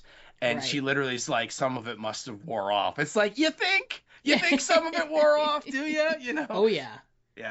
So yeah, but that turns out to be the thing. And again, when we first meet this girl, she's like studying for her master's in literature. So you don't necessarily assume that girl is going to turn out to be the badass, but what is it that they always say? You gotta watch the quiet ones, right? So yeah, but and we're gonna find out too later in the end that she has a part to play in all this from the bad guy's point of view. And they were kind of counting on her to be the standard cowering, girl that just, oh, help me, I'm just a girl, right? And she's like, no, I'm gonna settle things my own way. So she does not end up being the victim that they were expecting her to be. She exceeded people's expectations of what she would do. Very, very underestimated, I would say. Yeah, and it all comes out when we discover that this whole thing was an inside job. That it's Felix who he wants his parents out of the way. He wants everybody out of the way. Yeah. He wants them all out of the way. And you've got to, there's a bunch of comments made at the beginning of the movie where you discover that the parents are loaded. They've got a lot of money. And so as soon as it becomes clear that Felix is involved, you're like, oh, well, this is definitely money motivated. And it turns out that's what it is, that's what they want. So it's interesting because, again, my number 6 and your number 6 are both very similar. I just put in that this is when we find out it's a inside job, and you get a really great moment where Felix has this great confrontation with Drake. When Drake finds out what the, what the score is, as it were. Well, yeah, the inside job part though, I think it's more relevant with the dad Yes. because the dad goes back upstairs and he eventually does look in the closet that he didn't look in earlier, and you see like the wrappers of like the protein bars and the empty bottles of water, and he picks up a bottle that the dude clearly was peeing in. And so, Yes. like, clearly somebody had been sitting in that closet, like, waiting for them to show up, for maybe days before they did. And so then Z and Felix come up the stairs, and the dad's talking like, someone was in this house, and we got to stop them. And he runs into one of the masked guys, and the masked guy like slits his throat Yep. right in front of them. And the dad does this horrible death dance where he's gurgling blood and falling into stuff, and finally he collapses, and Felix gets a bunch of his blood on his face and stuff, and Felix looks at the killer guy who's just standing there, and he's like, did you have to do that in front of me?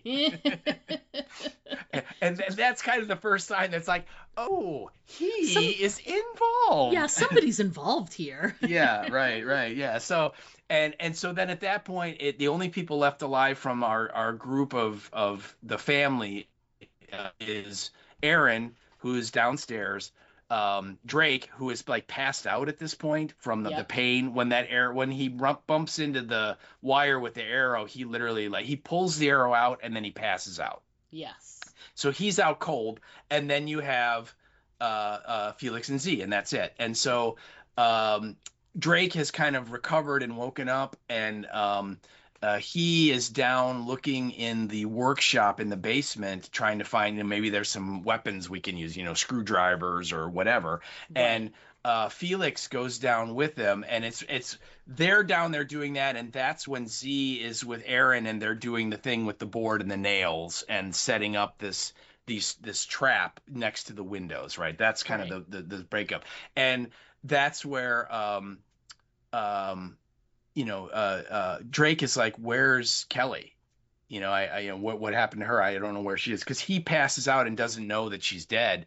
And Yeah. he asks Erin initially, "Where's Kelly?" And she's like, I don't know. And she's literally like, "Don't tell him, because this is the last thing he needs." You know what I mean? To cope with Right. what's going on.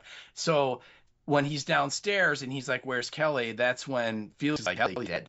And Drake looks at him and he's like, "Oh shit, you didn't know. I'm sorry, man. I'm sorry." And then like out of nowhere, he just decides to stab Drake with all of the tools in his dad's workshop.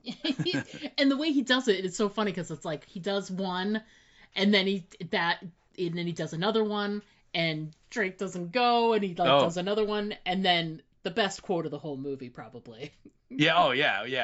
After like the fifth or sixth like screwdriver or chisel or whatever that is impaled in various parts of Drake's body, Felix just looks at him and goes, "Would you just die already? This is hard enough for me."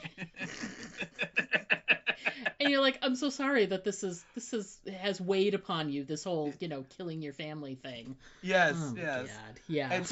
And and then when all of the when he says that, and all the stabbing, it's all in a very close up shot, so you really can't see what he's doing. You hear it; it's good sound design. Oh, You yeah. hear that he's stabbing him, but we don't really know. And then finally, you get this long shot, and Drake is still standing there, and literally he has like five handles of various tools sticking out of him where Yep. this guy has stabbed him. And finally he goes down and succumbs and dies. So now the only people left in the house are Aaron, Felix, and Z, and the three other masked bad guys. Yeah.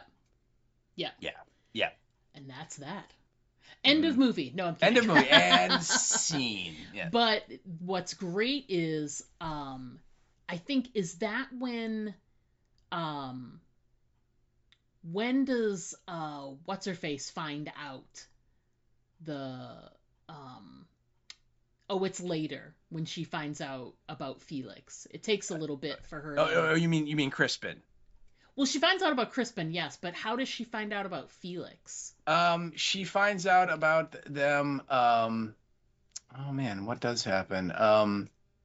Oh, I know. She hides and is hiding, and she hears them talking to one of the dudes. Yeah, that's right. That's right. And then Yeah. like her phone, because like that another thing is she does early on when the jammer's going on is she like sets up like her like voicemail as like a help us, we need, we're in trouble, please come to this address, Yeah. call 911.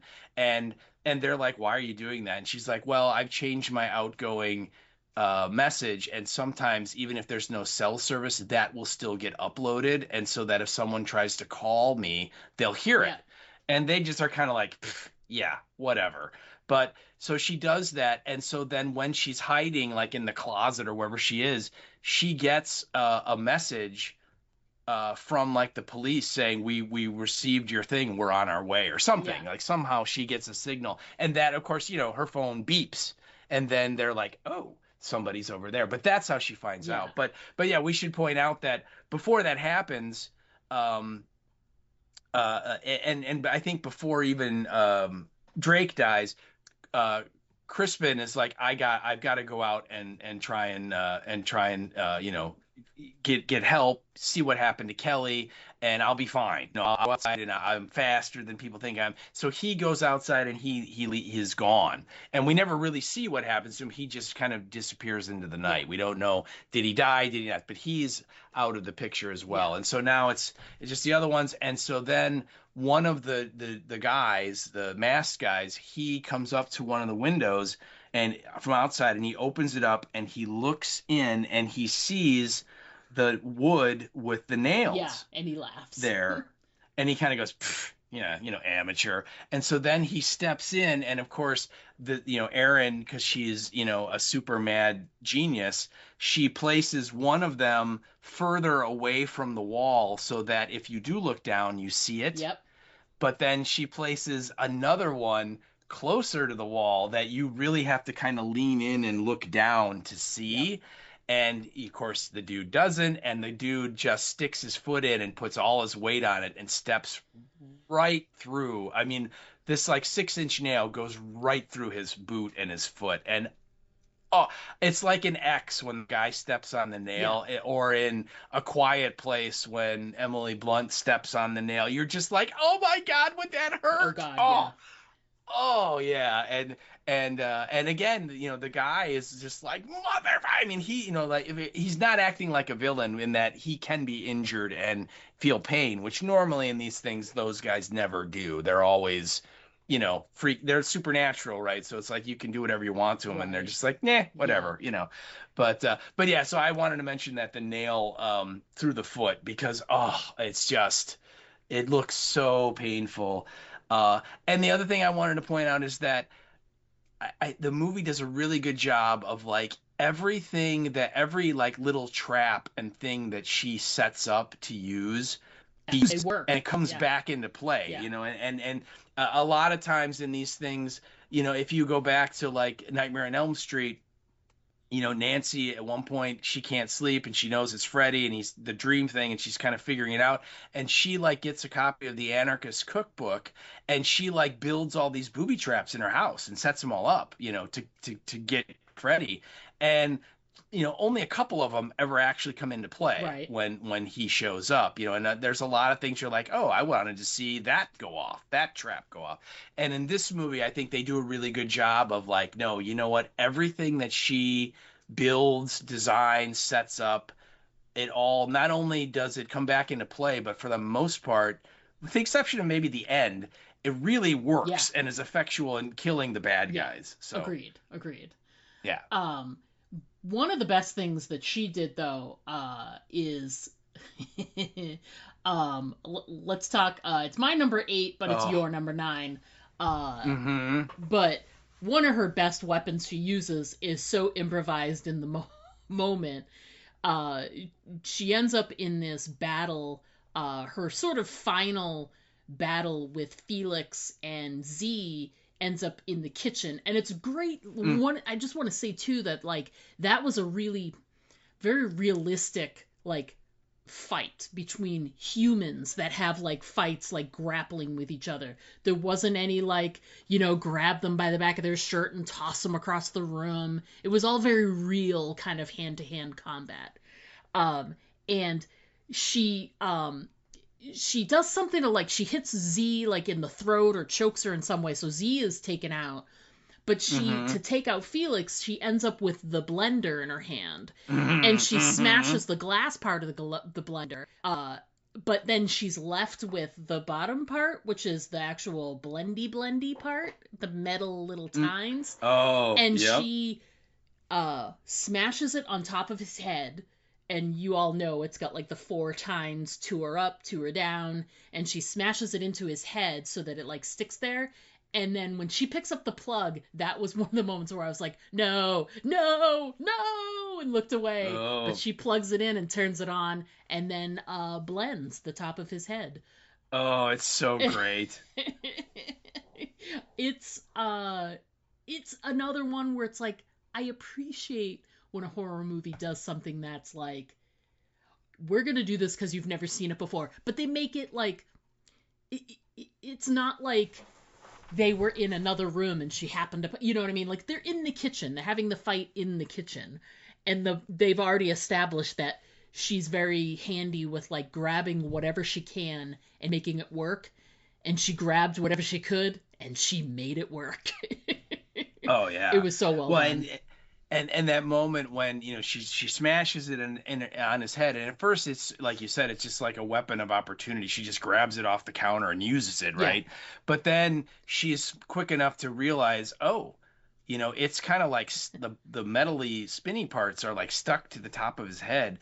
And then when she like is trying to plug it in, like you said, and she's like struggling to like get it in the outlet and stuff, and you just know what's coming, you know? God, yeah. And yeah, it's so great. And then Z kind of recovers a little bit, and she turns around and she picks up like a paring knife, and she literally just drives it right through the top of her head. Yes. And boom, and suddenly Z is no more. Yes, no more Z. Right, and so on. Yeah. And also we did kind of gloss over. I know we talked about it in our opening here, but there is a moment after the dad dies when they're still upstairs where Felix goes into the bedroom where his dead mother is lying on the bed, and they've covered her with a sheet, and he sits down, and Z, this is like turning her on, something fierce, and so she like literally like tries to sit in his lap and starts to like take off her shirt, and he's like, what are you doing, you know? And she's like, I want to do it with you. And he's like, my dead mother is lying right here. And she's like, I know, that's why I want to do it with you here. And you're like, it's twisted, it's gross, it's good, it works. Yeah, it's very funny. Yeah. And again, it's they turn the trope on its ear because, you know, normally it's the dude that's the horn dog. Right. And it's like, come on, baby, let's do it. You know, no one will know. It would be great, you know, or whatever. And here, no. She's the one that's like, you know what? All this blood and killing. Yeah, let's go. You know, this is turning me on. Let's do this. Yeah, that's awesome. So now it's just Aaron, and I think the one guy's left that is there. But there, I know, like, my next point is actually, it happens before all this stuff happens, and it's where it's like right before her phone beeps and they realize she's listening. And it's kind of when Felix and Z kind of out themselves officially and reveal that, you know, he's hired them to kill all these people, you know, and kill his family, and he's upset that it's not working out the way that he thought it would, and it's, you know, it's just not going exactly as he wanted it to go. And of course, this killer guy is looking at him, and you're kind of like, dude, tread lightly, man, because this guy looks like he's an inch away from just killing you, you know. And the guy looks at him, and he's just like, you kill my, you guys killed my brothers, and it didn't work out, blah blah blah. And the killer guy, the thug, looks at him and goes, you want to talk about brothers? And he points to the guy that Aaron killed with the meat tenderizer, who's still lying on the floor. Mm-hmm. And he's like, that's my brother laying dead right there. And unlike you, I liked my brother. It's such a great, like, it's a gotcha moment, but it's just done so well. Mm-hmm. Yeah. And so then literally, like, Felix is like, I'll double what you're paying, what I'm paying you. Yeah. And he's like, you deserve like your brother's share. That's only fair, man. And I didn't know it was your brother, man. I'm sorry, and he's like trying to like buy his way out of it. And so that guy, the thug, looks at the other thug, who is the guy with the crossbow, and he's like, yeah, he's very indifferent and unemotional the whole time. And he's just like, we've come this far, we might as well finish it. Yeah. Yeah, we can do this. We'll wrap it up for you. And it's like Yeah. they're having this discussion, and that's when that's when her cell phone goes off. Yeah, Like, right. she's listening and discovering, oh my God. And in your head, you're like, if she could just stay hidden long enough, she might be able to get away and tell someone, whatever. But then her cell phone goes off, and you're like, well, shit. Oh, yeah. It's all falling Yeah, apart yep. now. Yep. And Yeah. And then once Felix and Z are taken care of, Felix's phone goes off, and go ahead. I was gonna say, like, she manages to take out the last two masked guys. Yes. So you think everybody is dead, and there's this great moment too where she takes the axe that the guy used to kill Kelly, which is again just kind of lying on the floor, and she grabs this when she's down in the basement. She grabs this like roll of twine just kind of randomly off the table, because again she's always thinking, right? Yep. And she grabs like a brick that's down there because they're clearly like redoing the basement or working on it or something. And so she takes these things, and you're like, wonder what's going to happen here. And she goes over to the front doors of the estate, where Amy had run out into the wire, right? It's those doors. And she rigs up this axe with the thread, and she ties the brick to the axe to give it even more weight at the end by the blade. And she runs the twine around the door and basically creates a trap that if you open the door and you pull it open, it will release this axe, which will then swing right down. And if you're standing right there, it's gonna, like hit you in the face or the chest or, Right. Not a good spot. And so she's again, even at this point, at the end, she's still home aloneing it, to the hilt and setting up every trap she can.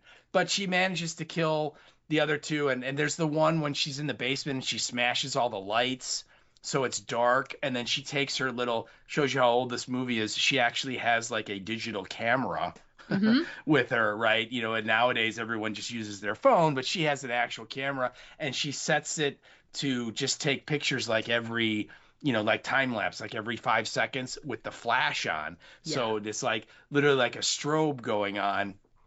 And the killer's following her behind, and he hears the camera, and he sees the flashes, and literally walks right up to it, and she's able to get behind him and zap him, and that was kind of a cool kill as well. Yeah. But you're right. So now everybody seemingly is dead, and all the bad guys have been taken care of. Felix and Z are dead, and it's at that moment that Felix, like you said, Felix's cell phone rings, right, and she picks it up.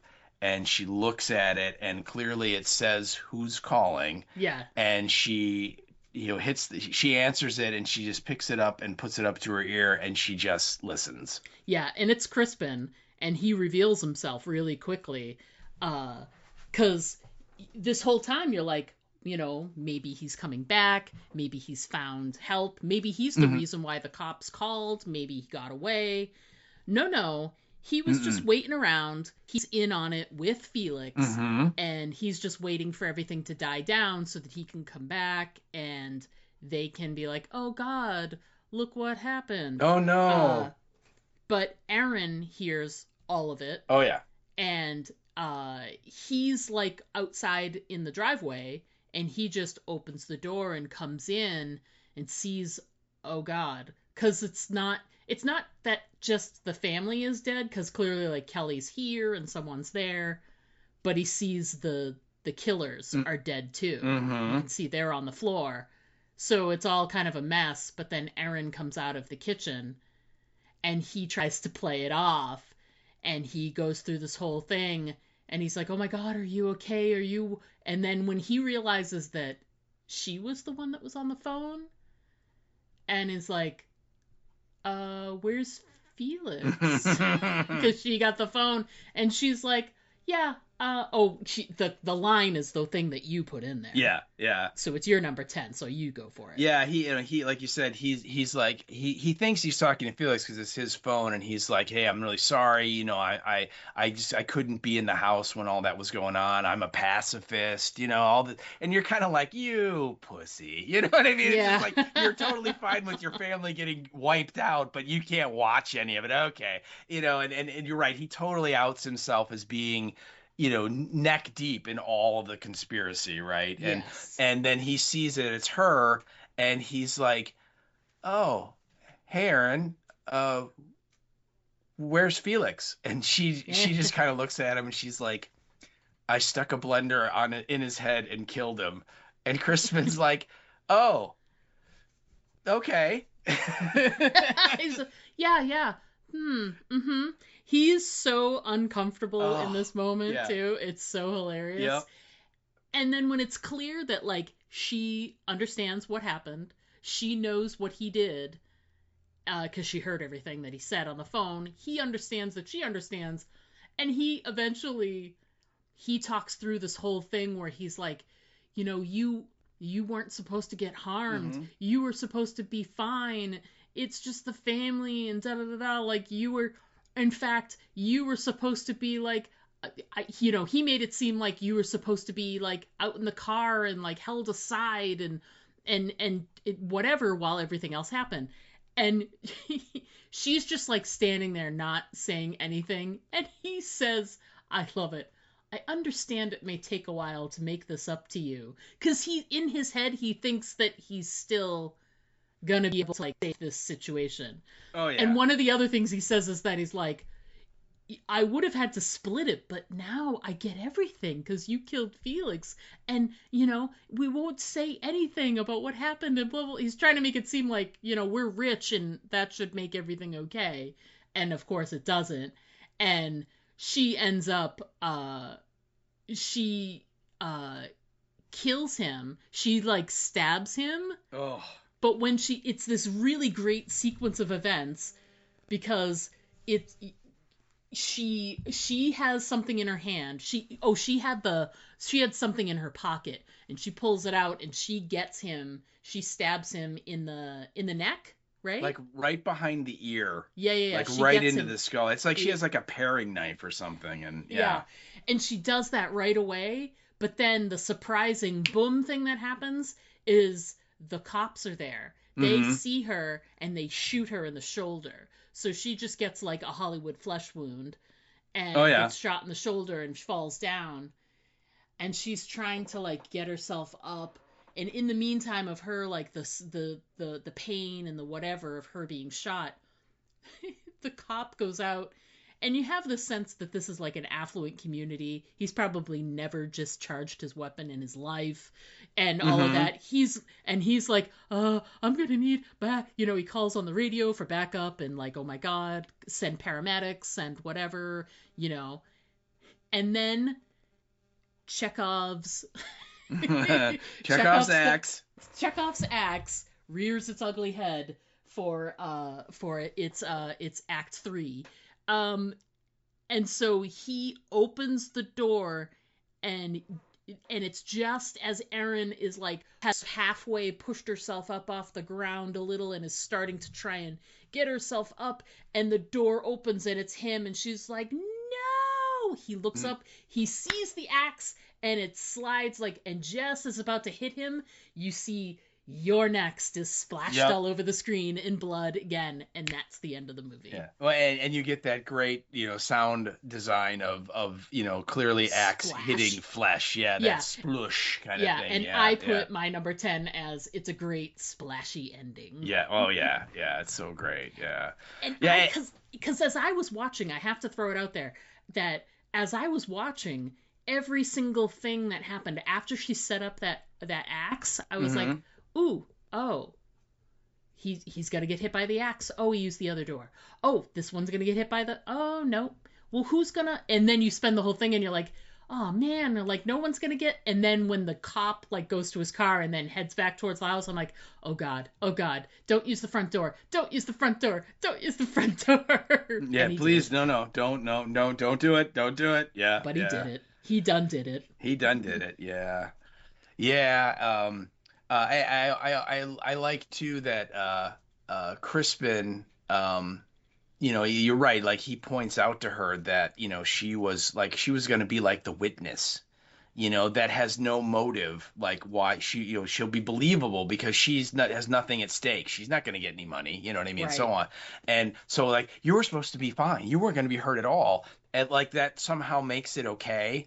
Yeah, that you was our know, plan. yeah, and then when she's not buying any of that, then he immediately goes to the I'll give you lots and lots of money. Yeah, Yes. and like he offers her like $500,000. And he's like, you'll be rich, no more student loans. You can give up that bartending job I know you hate, and all this stuff. And he's like, come on, this is our chance. And like she says very little. I think at one point she says, I can't believe that you did all this, that Yes. you were involved. And then her only response is she takes that knife and literally just, and it's right in the side, like clearly into his brain, right behind his ear. And he's just has this kind of surprised look on his face, like, what did you just do? Yeah. And then it's I like, didn't oh, think wait, you'd do anything. I didn't think you'd do anything. And now I think I'm dead, Yeah. Yeah. Oh yeah. And you're right. The ending, it's a perfect way to end this kind of crazy, gory, silly fun Yeah. that, of course, the axe trap pays off. Of course it Right? does. It had And to. right, it had to. It had to pay off. Even it's kind of innocent, right? It's certainly not the intended victim, but still wonderful, wonderful ending. So yeah, I agree. Yeah. And as soon as this movie ended, literally I was like, that was way better than it had any right to be. Right. It's totally true. It's totally true. Yeah. I completely agree with that.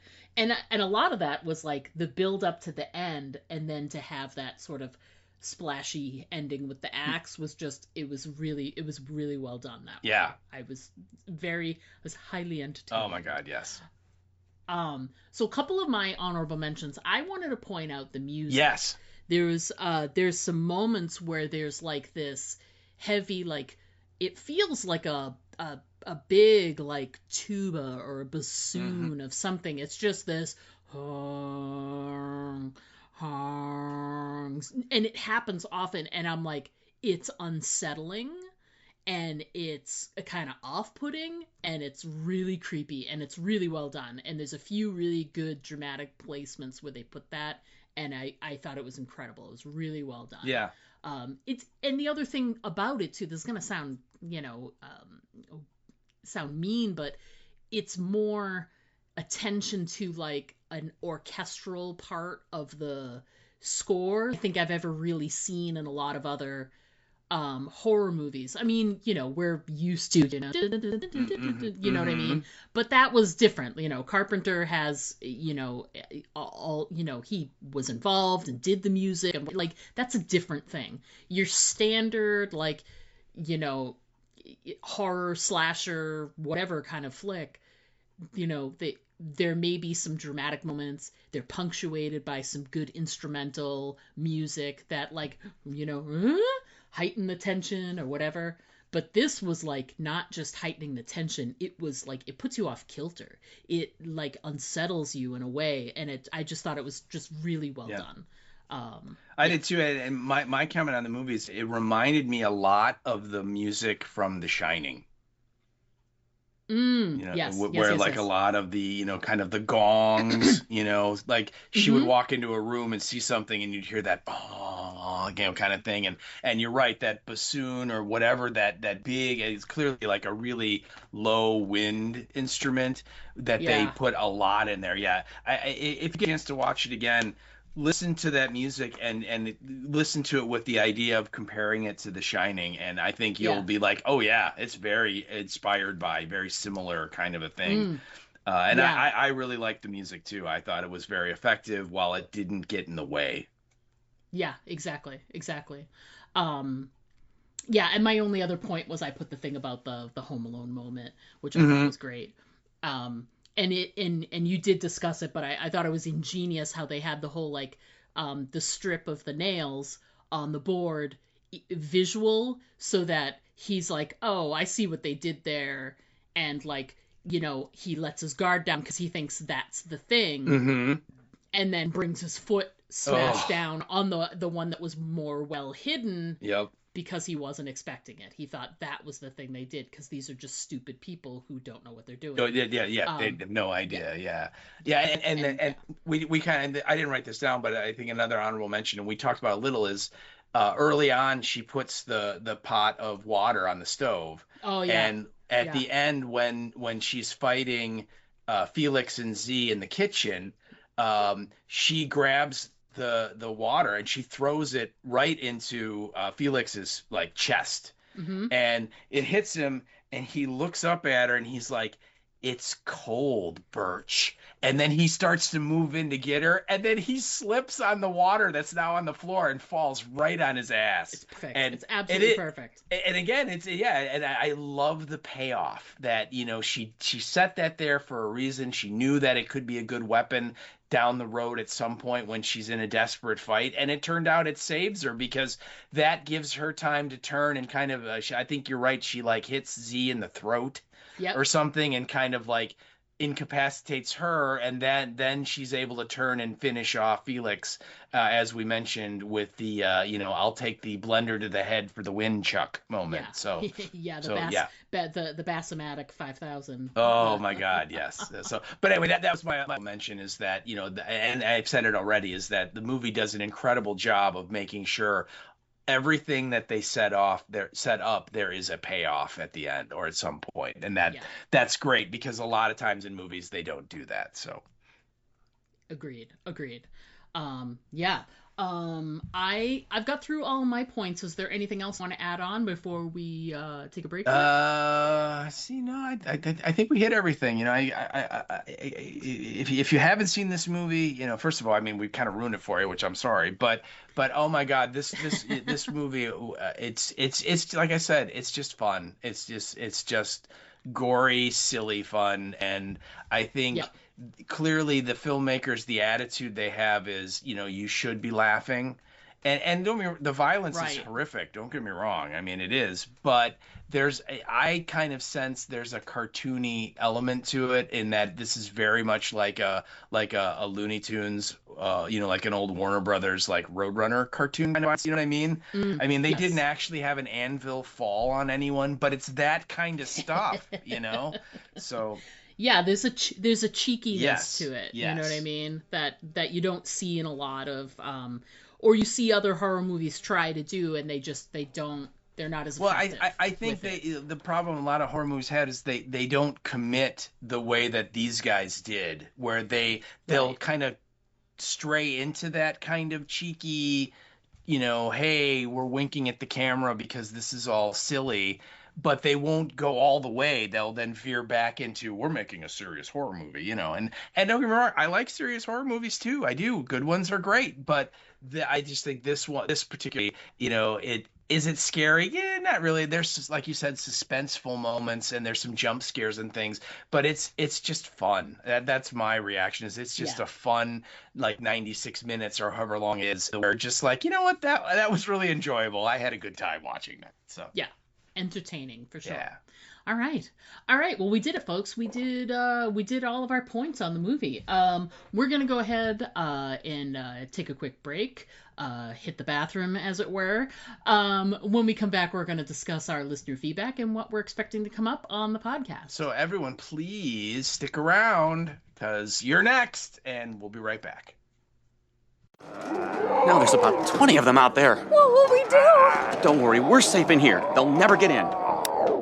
Why is it that in every zombie story, people always think that their safe haven is invulnerable? I know. It's like, hello, the walkers are totally going to get in. You better get ready for it. No! Diane, get behind me. No, it's not stopping. Do something, Jack! And another thing, how come nobody in a zombie story has ever seen a zombie story? Do you know how much time in human life would be saved if just one person in the group was up on the genre? What do we do? Aim for the head. What? Aim for the head. You heard them. Aim for the head. Quick, Diane, I think we should try and fix the barricades. I think we should listen to them. Now, that's the first good idea they've had all episode. I still don't think they're gonna make it.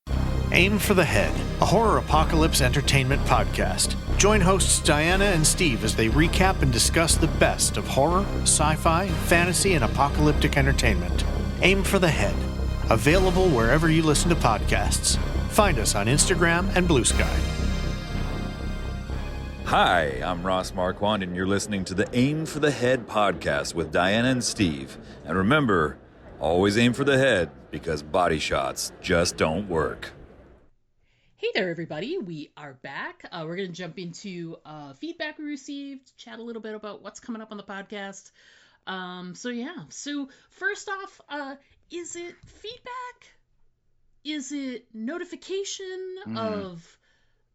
But here, anyway. I consider it proof of life, mostly. Right. So we heard from our pal, Bev2, who has a new episode of her podcast out. So go listen to it. Your Horror History. And My Horror History? Mm-hmm. Your Horror History or My Horror History? I think it's My Horror History. I'm such a terrible person. Anyway. Terrible. So Bev wrote in via the Facebook in regards to Your Next, and she said, hubby is working all weekend, so I think me and the dogs will watch this if it's available in the UK. She says, I remember really enjoying it, but it's been a while.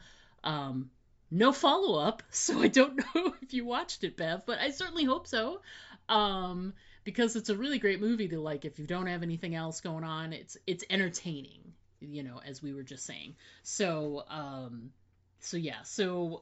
her memory is that she enjoyed it, so that counts as feedback to me, man.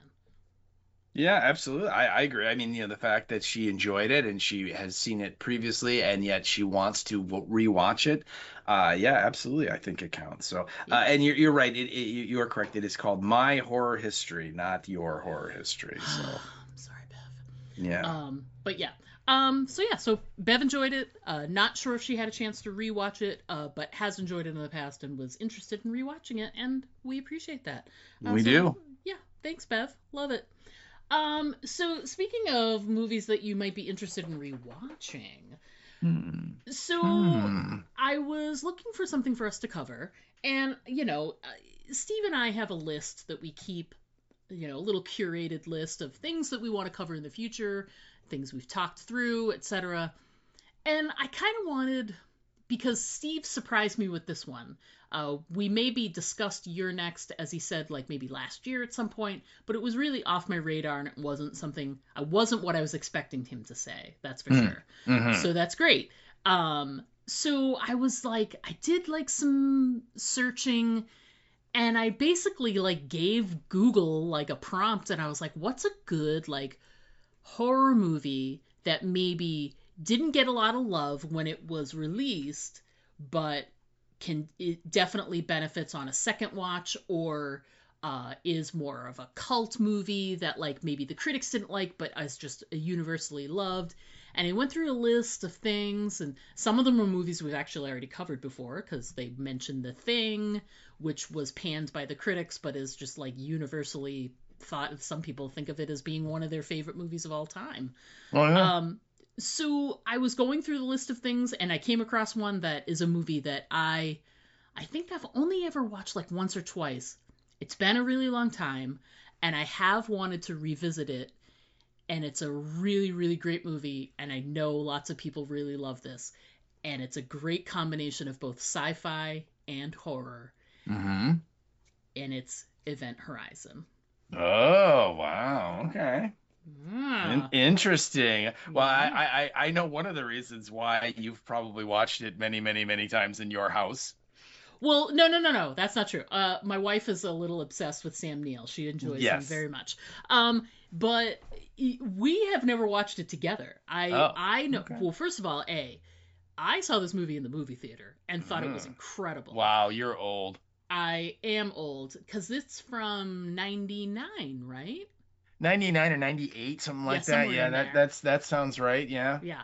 And I'm pretty sure I saw it in Chicago before I moved back to Massachusetts. So yeah, I mean, this is a long time ago. So yeah, 1999. Event Horizon. 1997 is what the IMDb says. Yes. All right, well, it's even earlier than I thought. So that's summertime. Then I must have saw that with my college buddies then. Awesome. And I didn't, so saw it in the movie theater, and I definitely watched it on video at least once or twice more. But it's been a really long time since I've watched it, and it definitely is a movie that's got lots of really great, folks that really love this movie and list it in lists of movies that are some of their favorites of all time. So I really had been wanting to revisit this, and when I saw it on the list, I was like, that's it. That's the one. So Event Horizon is what we'll be covering on next week's podcast. Woohoo! That's pretty awesome. Yeah. Oh, yeah. Directed by Paul W.S. Anderson, who did a lot of the Resident Evil films, which people have very, very, varying opinions on. I like the very first one. The rest of them kind of got silly. But yeah, directed a lot of stuff. He did the Death Race reboot. And yeah, so and it's super fun. And actually, it's funny that movie's been kind of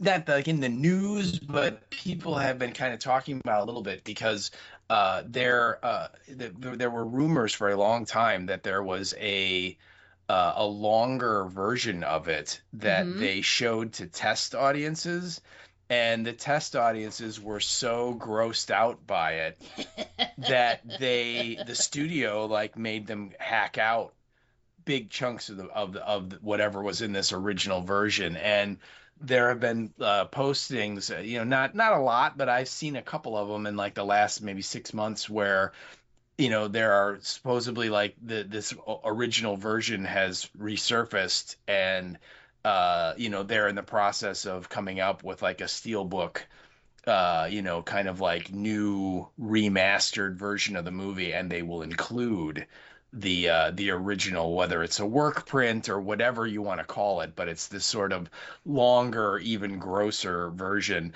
And I think what was cut out was they show you a lot more of what happened to the original crew when the Event Horizon makes its jump. And of course in the theatrical, it's very, very fast and quick, and you kind of get the gist that oh, it did not go well. Yeah. But I think that seems to be what it is. It's a little bit more into what happened to them, and then also some of the stuff that happens to the main cast of Larry Fishburne and all those folks. There's a little bit more, and it's a little bit, there's a little bit more blood and gore and stuff. So that would be real cool. But yeah, I this movie, I think it's a good combination of sci-fi and horror, and so yeah, this will be fun. I'm excited. Yeah, this is going to be a good one to cover.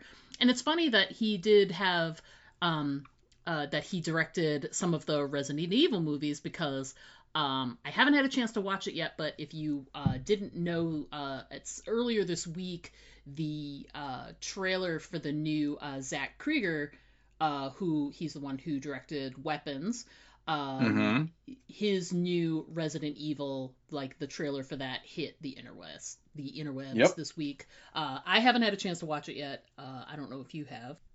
I have, and I've been kind of cautiously following it because I'm optimistic, because I liked Weapons a lot.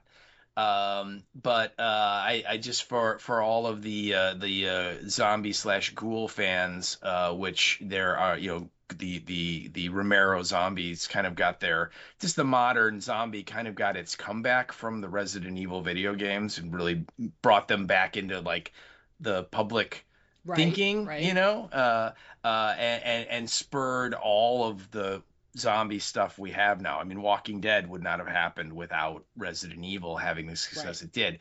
However, what I have heard, and this is something that Zach Krieger has been talking about, is that apparently his version, the zombies are not really in it very much.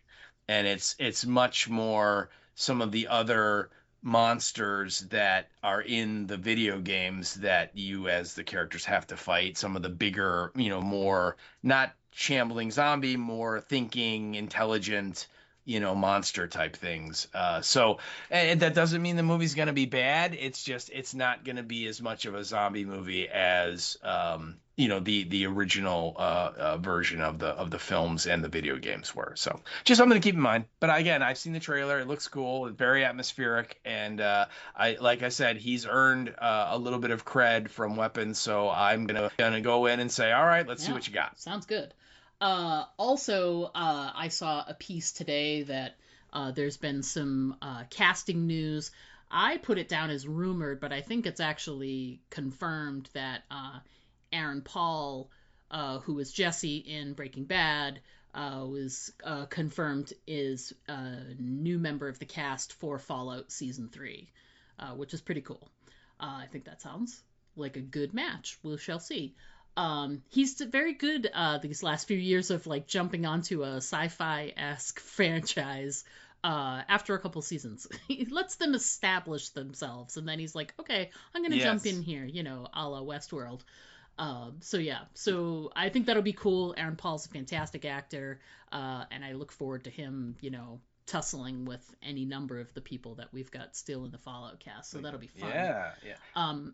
And just looking it up here, I see like 3 different news services that all say that he has been announced to joining, but several of them are like, he joins Fallout Season 3, but we don't know who he's playing. So they've kind of kept mum on who or what he's going to be. They're just saying he's going to be in it. So that's cool. Hey, I'll take it. He's great. And I, as much as like off the rails a bit, I still enjoyed his addition to the cast of Westworld. I thought really great.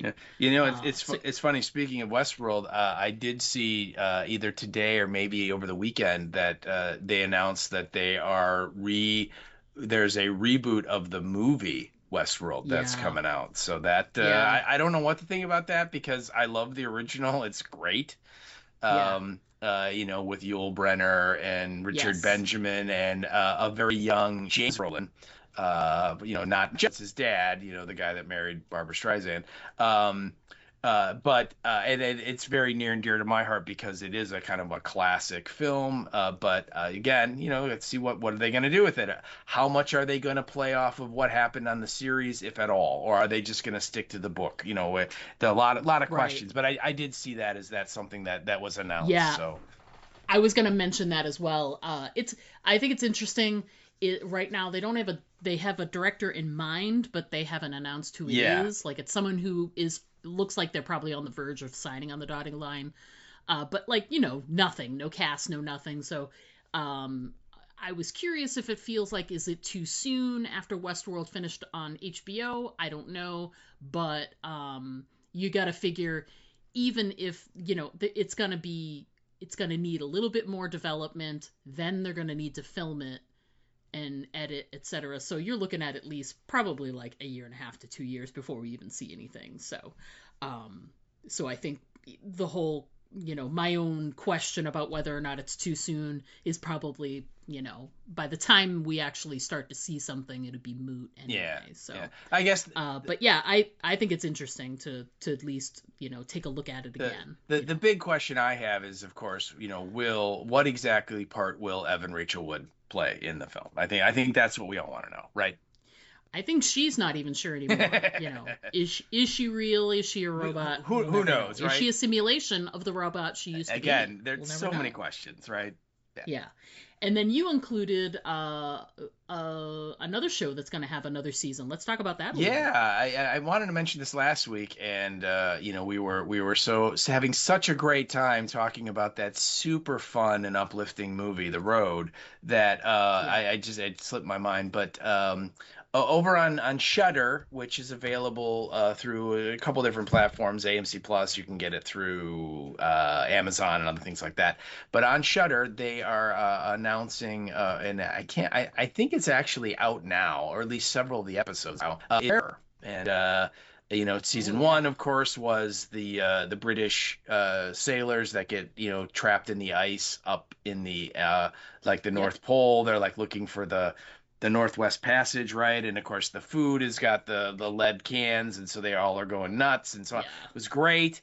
And then season 2 was in the Japanese internment camp during World War II, and you had this sort of Japanese ghost story, and that was really atmospheric and creepy. Well, now they've finally coming out with season 3, and it's called Devil in Silver is the name of this particular season. And if you look at it in little teeny tiny letters, it says The Terror, and then underneath it says Devil in Silver in really big, font and stuff. And so it's like, okay.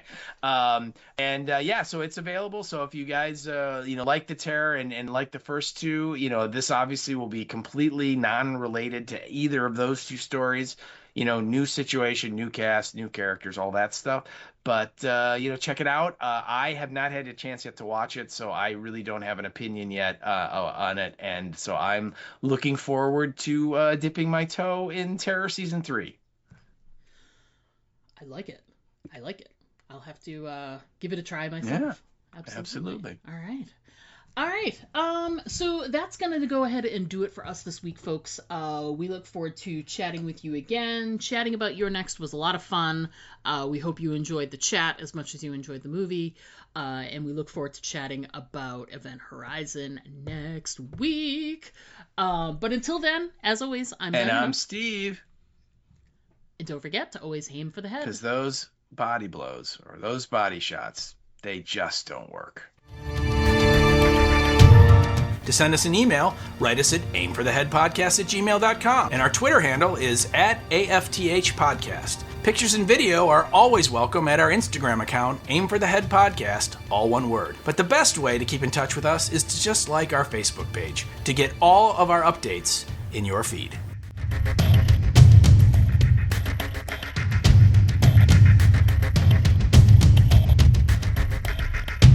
So excited to see what the good movie is that Diana picked. It's good. I'm excited. I like a good surprise. Is it the Road to Electric Boogaloo? Yes. Nice. More crying all the time. Cool.